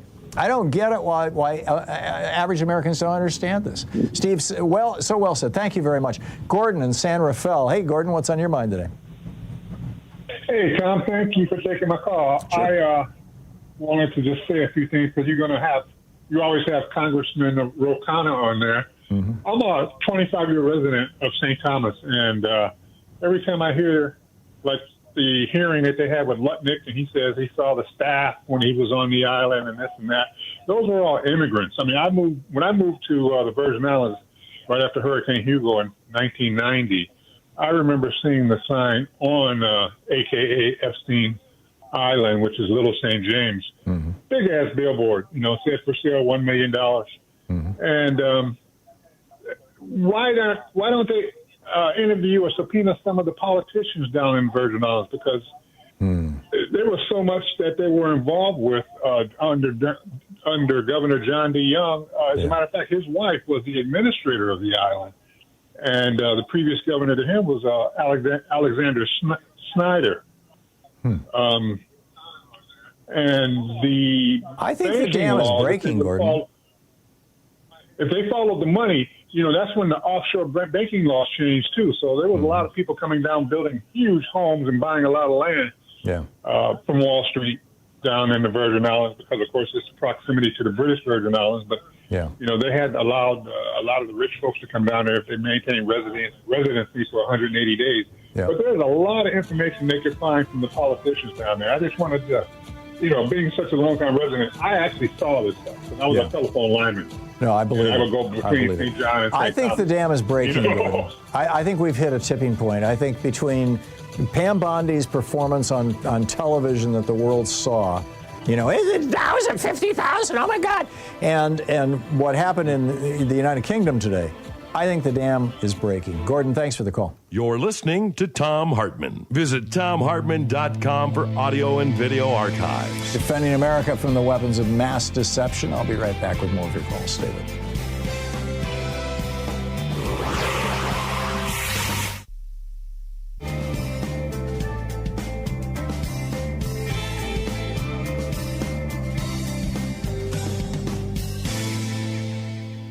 And And welcome back, Bill in Sarasota, Florida. Hey, Bill, what's on your mind today? Hi, Tom. Thanks for taking my call. Sure. I wanted to say that it's really, truly disheartening to learn about the numerous anti-environmental initiatives that Trump has undertaken throughout the years, most recently the termination of the EPA's endangerment finding. Yeah. And it's obvious that his actions will have significant implications for our environment and highlight the need for greater public awareness and understanding of their long-term effects. Yep. And I wanted to bring up an approach that might be effective in capturing the public's attention regarding environmental impacts and past policies and actions. And maybe this has been done already and I missed it. But if not, I wanted to ask you, do you think it would be valuable if a credible organization published comprehensive environmental trend charts? These displays could focus on comparing specific instances of adverse weather events across different regions of the United States over several decades. Presenting this data visually could make the consequences of environmental neglect much more tangible for the public. And I just wanted to give you just two quick examples. For instance, one comparison could be the number of major hurricanes that have occurred within the Gulf of Mexico between 1940 and 1970 versus those hurricanes that occurred from 1970 to 2000, and one other quick comparison that could be had. And I'm just throwing this all out here. Another comparison involved the frequency of major tornadoes in the southeast region of the United States during those same periods. And if these damaging hurricanes and tornadoes have increased significantly, if it's shown through these comparisons, displaying this information could be a very powerful way to capture the attention of the broader public. This kind of concrete data showing a rise of severe weather events may prompt more people to recognize the urgent need for environmental action. What are your thoughts? I like it all, Bill. Let me tell you what I've learned doing this program all these years and being a regular cheerleader for environmental action. I mean, I wrote a internationally best-selling book. It's published in 17 languages about climate. It's called The Last Hours of Ancient Sunlight, ancient sunlight being oil. Is that whenever we do environmental topics on this program, and we do them regularly, or whenever I write about environmental topics for my Substack newsletter, HartmannReport.com, we have the ability to measure the audience response, right? And the number of YouTube appearances, the number of hits, the number of responses, the number of people who respond to the newsletter, the number of people who open it and read it, things like that. The environmental stuff just drops right off. It's just, and that's why the media is not talking about the environment, because it doesn't keep people's eyeballs.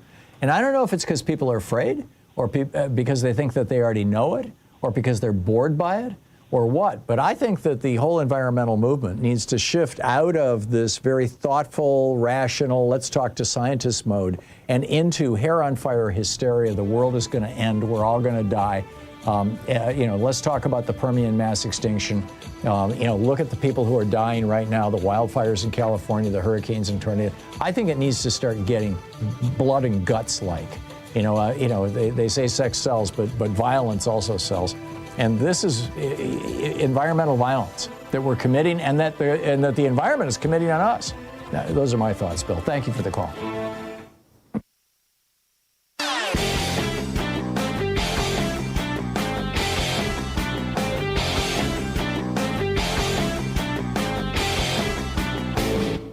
Hey, thanks so much for sharing our program and for reaching out to our stations and sponsors and letting them know that you're listening. It really means a lot to us. Way back in 1964, when Lyndon Johnson signed the Civil Rights Act, the Voting Rights Act, the Republicans started this rant about how the election of 1960, Jock Kennedy stole that election, and there's voter fraud in America. And it became a thing. They started this thing called Operation Eagle Eye. William Rehnquist was running it in Arizona. Trying to intimidate Hispanics and African Americans into not voting, essentially. They have now used this claim that non-citizens are voting, this voter fraud claim, in virtually every red state to make it harder to vote to purge people off the voting rolls, to make people's votes not counted with their exact signature matches. It's a scam. It's a grift that they've been running for 60 years, and the American media won't call them out on it. There's a whole piece about it called Trump and the GOP's Big Lie 2.0 over at HartmannReport.com. Please check it out. You'll find it fascinating. Picking up your calls here. Brian in Albuquerque, New Mexico. Hey, Brian, what's on your mind today? Thanks for listening to KTRC. Hey, good afternoon. Did you happen to catch the Lawrence O'Donnell show last night? I think I caught the first little bit of it, but usually that's about the time Louise and I go to sleep. Why? Well, you can find it on YouTube. It's excellent. He made the statement that we are now living under the most powerful criminal syndicate in world history. Oh, yeah. I caught that, and I agree with him. Lawrence has really turned into a firebrand. I mean, Lawrence O'Donnell, I remember when he was Mr. Milquetoast, and he is not. He is ripping up the pavement. This guy, Lawrence O'Donnell, Rachel Maddow, and in particular Ali Velshi for a couple hours every Saturday and Sunday morning, are just doing spectacular reporting. But back to you, Brian. Well, my point is, I think some charismatic candidates for the Democrats, need to announce for president right now and start telling the crime story that's running the United States right now. Yeah. And that would get people's attention because, the average American, they love a good crime story. And it's so easy to tell, but no one's putting it all together. And I would start right at the top. Vladimir Putin. He's been in control of Russia for nearly 30 years now. That man is responsible for literally millions of deaths all over the planet. Yep. He's wounded tens of millions of other people all over the planet. So think about this, okay? As we go into the post-Trump era, you think these criminals are going to stop promoting the aligned criminals in the United States? I mean, these guys are playing for keeps. They're not above murdering people. They'll do whatever it takes. And someone needs to bring this out and start spelling that out for people because so many people are just clueless. I agree. It's unbelievable. I agree. Very well said, Brian. And Putin's criminal enterprise has a very significant guy who's like way up in it, and that's Donald Trump. I mean, it's a Trump, right, and has been for decades. I mean, his kids used to brag about how much money they were getting from Putin. And that story needs to be told daily or weekly. And if someone would announce for president, I think our corporate media would have to cover it. That would be problematic because what happens, and history, political history shows this. If you jump into a race way too far in advance, you basically lose all the momentum. Because the election's 3 years from now, and you just lose that momentum. But that doesn't mean that they can't be behaving as if they were candidates. I mean, Gavin Newsom's doing that right now. It's been a couple of weeks, maybe a month or so since he's been in the headlines, but he's been, every now and then he pops his head up and he takes Trump down, and they need to find a way to grab the spotlight. Yeah, they're just lost. Yeah. And by just feeding the media to Trump and all of his buffoonery, it's just everything gets buried. Yeah. No, I mean, the get Epstein that. I thing, get that. I would really hard to get buried. I wish, and I know this show is carried in a big station in Chicago. My personal favorites so far of the bunch that have come out that look like they're running for president, and that's like Gavin Newsom and Andy Beshear and the guy in Pennsylvania, Josh Shapiro. But my favorite is J.B. Pritzker. And, I would love to see more of him. But I don't think they should be announcing. I think that they should be acting like they're candidates without announcing. Yeah, he's very well spoken. I've heard him speak. He's an adult. And he's very, very good. That's the big deal. He's a friggin' adult. And he's a billionaire, which doesn't hurt, particularly, when the Buckley decision says you can finance your own campaigns. But I just like the way he speaks. I like the way he sounds. I think I think he's a good and decent. I've never met him or talked to him. One of these days, maybe Sean can succeed in getting him on the program. But so far he's at the top of my list. But we'll see. I mean, it's like I said, we have almost 3 years. Brian, thanks for the call. Rich in Rhinelander, Wisconsin. Hey, Rich, thanks for listening to WRRD. What's up? Well, what's up, Tom, is I listen to you every day because you're my spirit raiser. And by that, I mean you take a positive view often when I'm kind of lamenting. But I don't think we have a choice, Rich. We can't collapse into despair, you know? Let me tell you where I'm coming from. Okay. I think when you say this isn't the real America, I think you need to. I'm a really old guy. I'm a student of public historian Howard Zinn, who wrote A People's History of the United States, and now I'm following Tad Sturmer out of Southern Denmark University, a resistance history of the United States. We're going to hit a break here, Rich. I need you to make your point. Well, my point is, in a nutshell, the ideology we're dealing with in terms of Epstein, AI, a whole bunch of things, is the same ideology that inspired slaveholding. Yes. What happened to these girls is I agree. Punishable. We had somebody earlier call in and say, "What's going on here? This is not the Nazis. This is the Confederates." I agree. Rich, I'm sorry we're out of time, but thank you so much for the call. You said it so well. And thank you for being with us today. We'll be back tomorrow, same time, same place. In the meantime, don't forget, democracy is not a spectator sport. It requires all of us, and that includes you. So get out there, get active, tag you're it. Have a great afternoon. Be good to yourself and the people around you. Stay safe, and I'll catch up with you tomorrow.